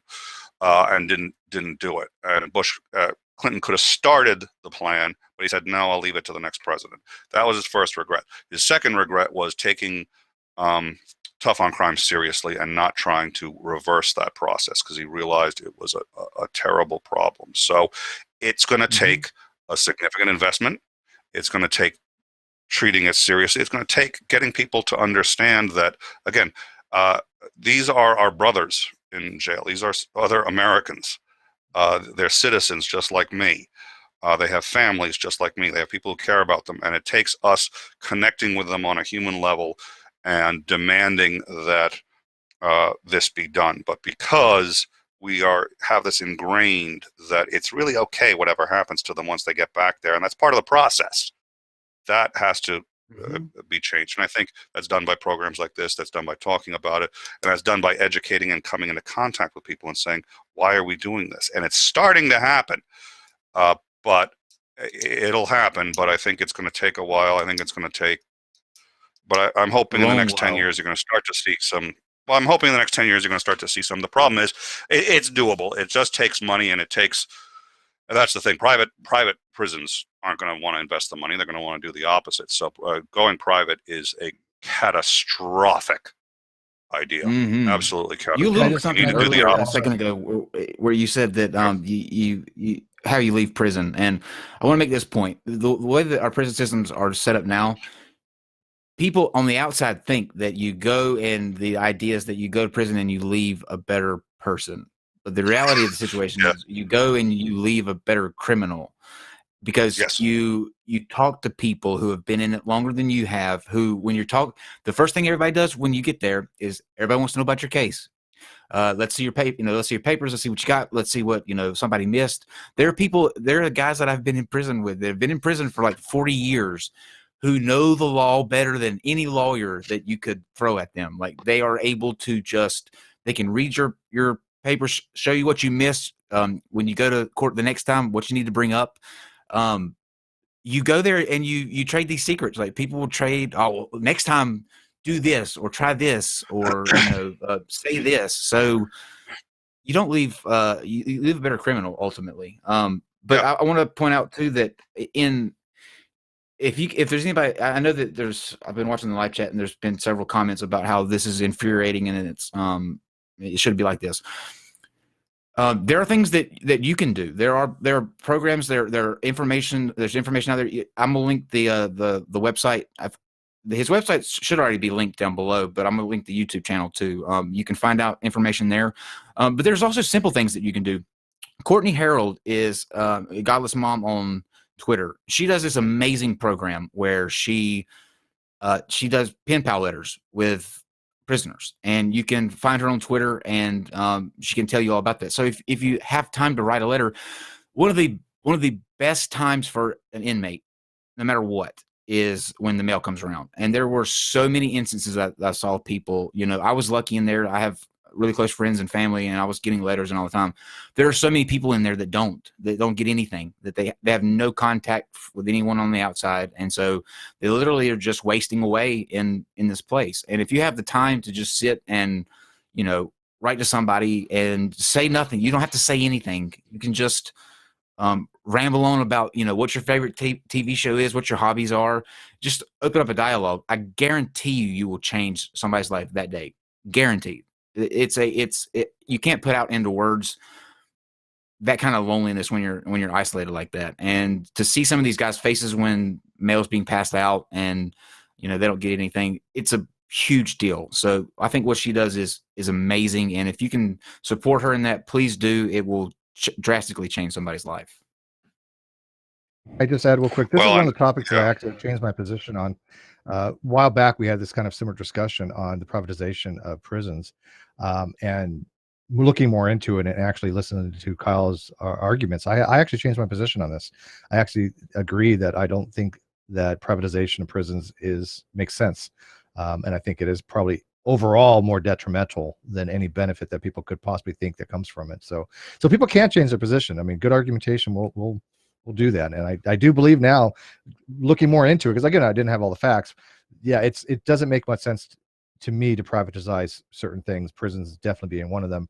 And I even mentioned before that I have VA. VA is socialized medicine. I mean, and it may not be the best system, but it's better to have that than none. So, yeah. And it's very close to the system that every member of Congress has. So it's good enough for Congress. It's good enough for our military, but it isn't good enough for me. Mm-hmm. Well, this was fantastic. This ended way too quickly. I have 6 more things that I wanted to bring up. The other big one, I guess, if you would be interested in coming back sometime, I would love to have you. Absolutely, I'd love to. I enjoyed this very much. I would love to come back.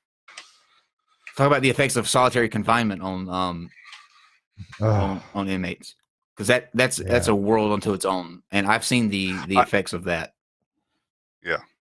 I will actually tell you, I'm a little bit for solitary confinement, but in a bit of a different way.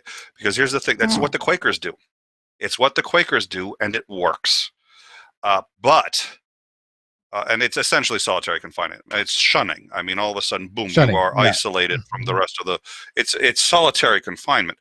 But I'm for it at 1/10 to 1/100th of the, I mean, I think solitary confinement for 3 days is a staggering experience.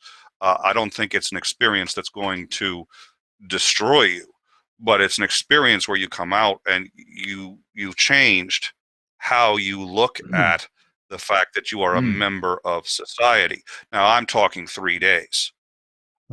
So I am for solitary confinement, but not 3 days. Yeah.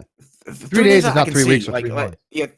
3 days. I have seen guys. I've seen guys there that when I got there, there was one guy that got into they were using locks in socks and having a brawl. And I mean, it was just a bloodbath. But he beat this guy up really bad. But I remember watching him getting taken into solitary confinement. It was 4 months later when he got out, and he was not there anymore. I mean, he had checked out mentally. He didn't talk to anybody. He didn't get up off his bunk. He was not the same person that went in there. And I don't think that it is right at all. Like 3 days to me, I don't think that that would be a vacation. There would be times where I wish they would send me to solitary confinement for 3 days so I could get away from all the noise. You know what I mean? Like just have 3 days. Chill out. That's it's a self-reflection. 3 days was an example. I wouldn't go more than a week. I don't think you can go more than a week. There is no benefit to solitary confinement for more than a week. There actually is a benefit to solitary confinement. It is a Yeah, I can very see that for good 3 days. concept. But, Mhm. you know, there are a lot of things that are good concepts that, you know, you can't apply universally and so liberally. So Sure. I do, when you say solitary confinement, I do agree with you. I'm completely against it as it's practiced, but it's actually a very good concept. It's rooted in some very good psychology and very good sort of understanding of what we should be doing. But you can't throw a human being into solitary for No. longer than a week. Mm-mm. It's cruel and unusual, and there are reasons for that. And I'm with you we for are a week. social Like I could creatures. I could totally Yeah. back you up on the 7 days thing. Like I don't again I don't think that would be too detrimental to somebody's health. But the problem is that solitary confinement became a sort of catch-all. I don't want to deal with it. You know what I mean? It was the Yep. administration's way of saying, I have a problem here. I don't want to address what the problem is head on. I want to take it and throw it in a further box away from me, and I don't have to deal with it. You know, you feed it 3 days a week. Other than that, you don't worry about it. It just stays in Well, that box. So well, it's overused. it is, and it's used to solve problems actually. So it's not used for the punishment or for the deterrence. It's used to which actually brings me to one other concept. I'll see maybe if I can hit if I can impose, but um, Mhm. solitary confinement is used about depending on the prison, anywhere between 30% to 40% of the people in solitary confinement are actually mentally ill. And the problem is there's no way to manage how they are coping with the rest of the population, so you throw them in solitary confinement, either to protect them or so that you don't have to deal with whatever the problem is. Well, that's not a solution. But that's, to be fair to the prison system, that's all they've got the money for. They don't have the mental health Mhm. services. And if they try to get the mental health services, you think the state or the federal government's going to give it to them? So we end up throwing a lot of mental health people with mental health issues into prisons, and they're either in general population where they're causing a huge problem, or they're in solitary, which is cruel and unusual, and it's just their way of shutting the problem down. Or it's people who are truly violent, and you know, they're like, well, we don't want to risk our guards, so we put them in solitary. Well, that's a It's a very mess. easy solution, but that's not a good one. I will add just We one think other that'll thing maybe work. to go on. Sure. I don't think there's such a thing as justice. Um, and that may sound, that's just sort of as a philosophical point. If there's such a thing as justice, I've never seen it. If there is a God, he has engineered things such that justice does not exist in this world. That's why people like religion Agreed. so much, is because of the idea that you get justice afterwards. But there was a guy, I forget which state he was in. I want to say it was Massachusetts, but someone broke into his house, tied up him and his family, uh, raped and murdered his kids. But while they were in the process, he managed to escape. He went to a neighbor's house. They managed to call the police. The guy was eventually caught, but his family was all wiped out. What's justice? People sit there and tell me that's putting him in jail or murdering him. No, justice is this guy gets his family back. Justice is he gets his kids back. They're perfectly fine. He gets his wife back and everything's fine. Justice is he's restored back to the way things were. That's not going to happen. Mhm. That can't happen. There is no such thing as justice. Once something is broken, you can't unbreak it. So to sit there and say that extra punishment on this guy is somehow going to bring justice or alleviate a situation, it's not. All it does is give you catharsis and revenge. That's a different thing. Justice and revenge are two different things, and I've never seen any good come out of revenge. And that's what our prison system is. It's revenge. You wrong the system. And you had said earlier, Steve, I think that, uh, paying your debt to society. I don't believe in debts to society for the most part. There may be a few exceptions, but I don't see it that way because, again, that's sort of, it can't be repaid. Once you've broken it, it cannot be repaid. You could spend your whole life trying to repay it. You can't do it. The question is, what do we do going forward to mitigate things and try to make things as good as possible for all people around. That's a very different way of approaching it. It doesn't sound all that different, but if you start to look at every prisoner, every crime, everybody who's going to jail, everybody who ends up before a judge, and look at it that way instead of saying, how do we avenge ourselves upon you? And that's what we're doing, because you aren't going to get justice. Justice is that Amen. person restored, and it's not gonna happen. So it's an illusion. It's something we tell ourselves, and again, it's easy, but it's a problem because we've been taking the easy way out.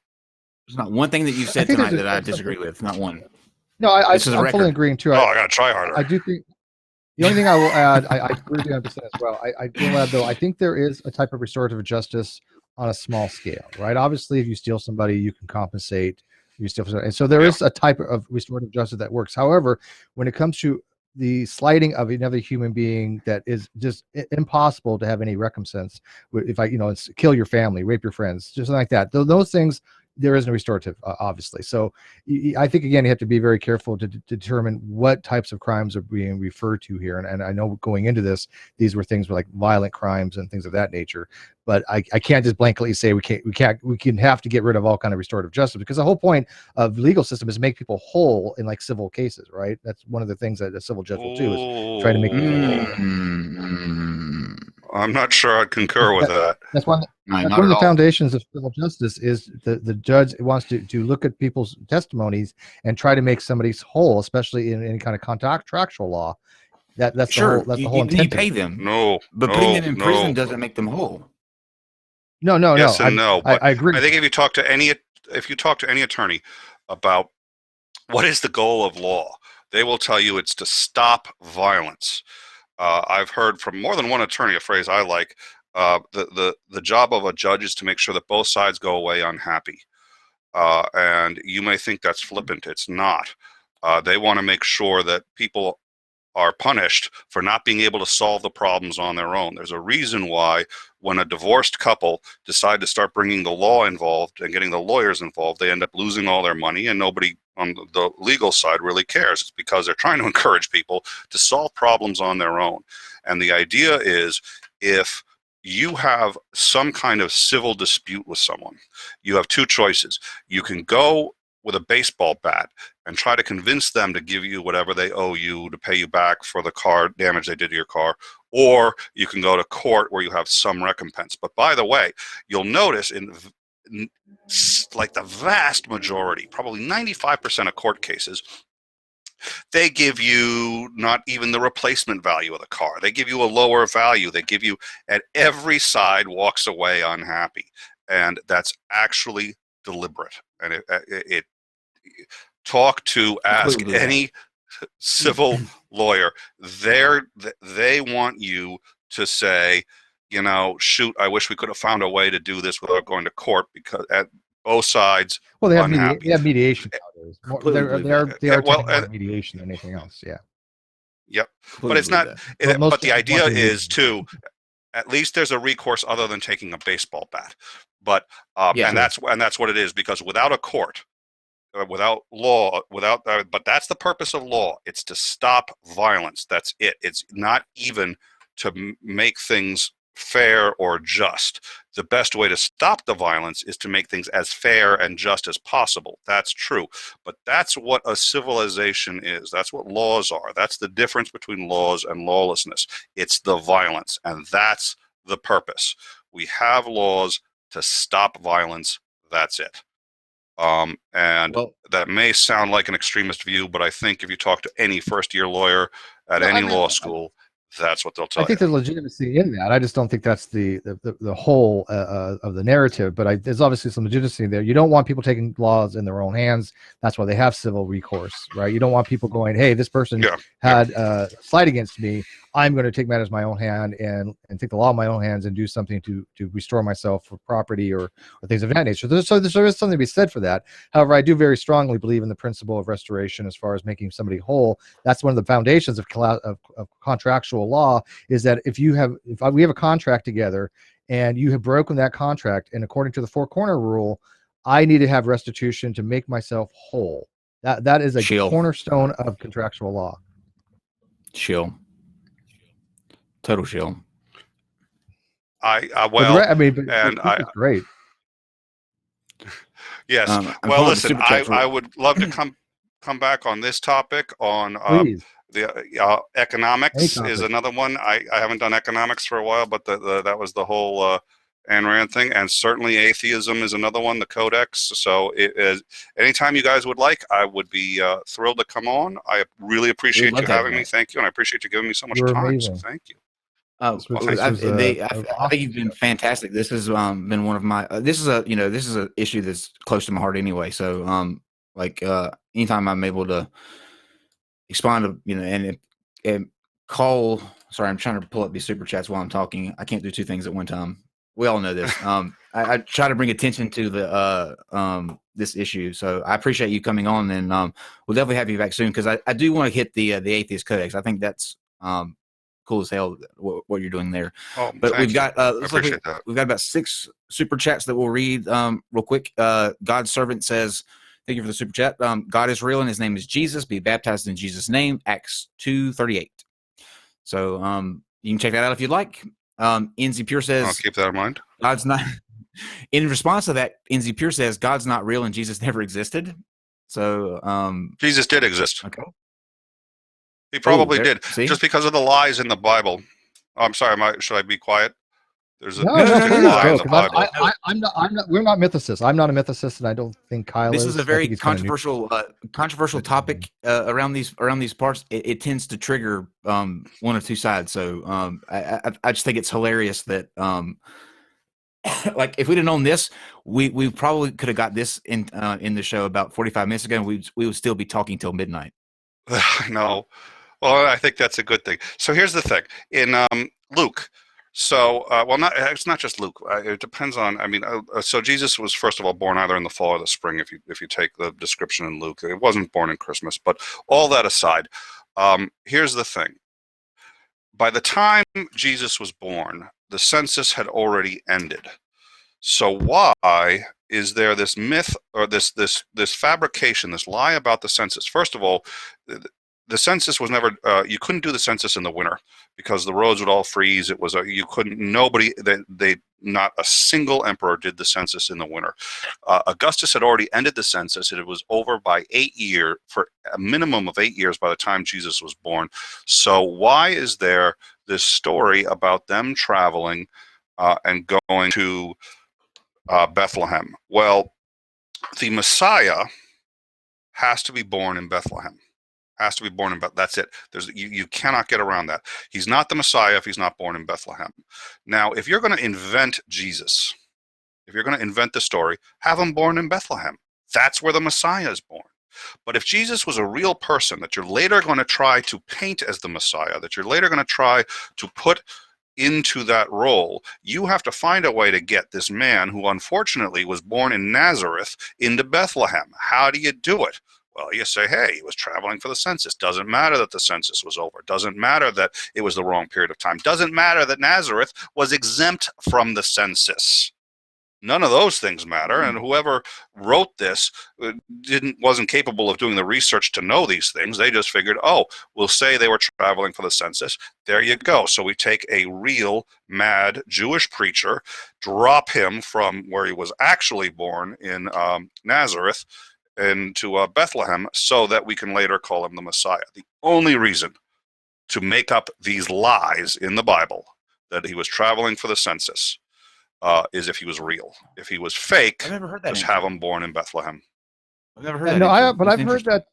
I've heard that before. But I've heard that that Bethlehem is actually.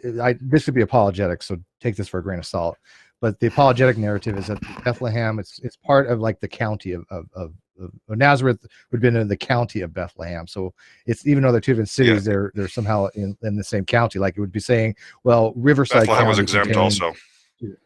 Yeah, so I mean, I don't know if that narrative actually works. So. That's my mythicist argument. Like to me, ultimately, who cares whether it's just my opinion? Who cares whether he existed or not? If he did, great. He still wasn't God, and if he didn't, great. He's still not God. You know what I mean? So to me, I don't. That's a good point. It's not a bulletproof argument. I mean, Carrier. I like Carrier a lot. People know he's a great guy. I really enjoyed talking to Carrier, but you know, even his mythicist argument, he does realize it's not like some nail in the coffin. It's just a probabilistic argument. It's not even a substantial probabilistic argument. It's 1/3 chance he didn't exist. It's 2/3 that he did. I missed my chance to talk to Carrier. We don't care. I wanted to ask Carrier about this specific one, and I missed my chance. I was so disappointed. Mail it to me. I'll get it to him. I talked to him a lot, actually. I was gonna go meet him. Well, in San Diego. I mean, we're friends on Twitter and Facebook, but why don't you do a few more of those things, and we'll get through them. We've only got three super chats. 4 left to go. Charles Hartman says that a lot of gun control legislation are Jim Crow holdovers that were designed to deny newly freed blacks their Second Amendment rights. The Mind of God. Hello, Mind of God. Whole prison system in America is a disaster. Absolutely. Christy Santiago, I'll ask that question last. We'll close out with that one. VRCNG, I wish I could know how to pronounce that. Vercentrix. I hope I'm saying that right. Great show, guys. This is definitely a serious problem our society needs to address. Thank you, Nicholas, for coming on. I echo that. Thank you. Sentiment. And then Bram SLI1 says, Nicholas is awesome. I love his take on the for-profit prison system and atheism. And then to follow up on that, Christy Santiago says, how do I follow this phenomenal human? Oh, well, thank you. You can look up Nicholas Soutter. I've got a website, but probably the easiest place to find me is Twitter. Both by Nick Soutter and Nicholas Lamar Soutter. Those are the easiest ways to find me. And if you see my picture, you've found me. I have my picture on and my real name on Twitter. That's how I go. And that's my website and even my email. If you really want to email me, you can email me too. But Twitter is probably the easiest way to reach me. I exist technically on Facebook, but I think that's true of most people on Facebook. It's kind of just technical. I honestly, I have people that don't believe that I exist. It's actually a phenomenon. It's a huge phenomenon. I actually wrote a blog on it. It's actually I'm linking your terminology in the oh, thank you, down below too. So that I'll put up the right after this. I'll pin the Trump rant. It's 2 years old. Yes. It still applies. But I think a lot of people like it, so I will pin that. That'll be pinned within 5 minutes of this thing. And there's also a gun control rant, because gun control. The two names I on the same day I got 2 domain names, the Atheist Codex and the Gun Control Codex, because I was going to do one of those topics. I decided to do atheism. Every time there's a school shooting, I wish I'd done gun control. I'd come up with a different argument for atheism. My degree is actually in philosophy. I'd come up with a different argument for atheism. It's not like a huge revolutionary thing, but and a bit of a different approach, and that was the build of the codex. But I'd also done the same thing with gun control, and I just did atheism first. That is down there in the description now. I will put that that down there. Vibrantly Brantley just put in another super chat that says 7 super chats. Way to be astute and count the super chats vibrantly. That's good on you. But yeah, we would love to absolutely have you back and talk about that Atheist Codex. I think that would be fantastic. This was a great great discussion. I appreciate you taking the time to come on. Steve, is there anything that you want to yeah, there's 2 quick things. One, make sure if you can stick around after for a few seconds, because I want to talk about your philosophy stuff for a minute. Absolutely, sure. I also wanted to add, this was in the news just today, and I'm going to not harp on it too much, but there was this published today that the Catholic Church in Illinois has withheld the names of at least 500 priests accused of abuse. And this is from the Illinois Attorney General. She has said specifically that the report said that 690 priests were accused of abuse. Only 185 names were made public by the diocese, and having found credible accusations of abuse, she has actually said that the Catholic Church is basically inept to be able to police themselves.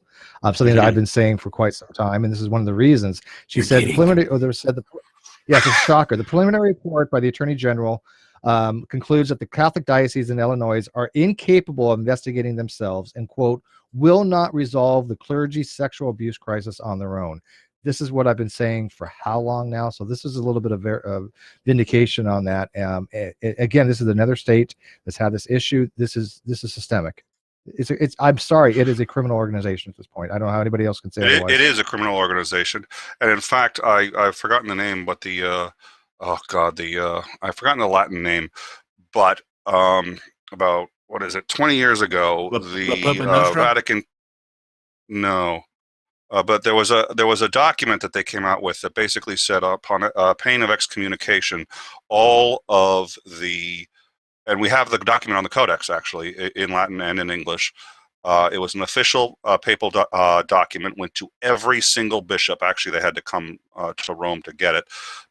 And it said that upon pain of excommunication, all investigations into any allegations of sexual abuse were to be handled with the utmost secrecy and security, and it suggested or implied that also meant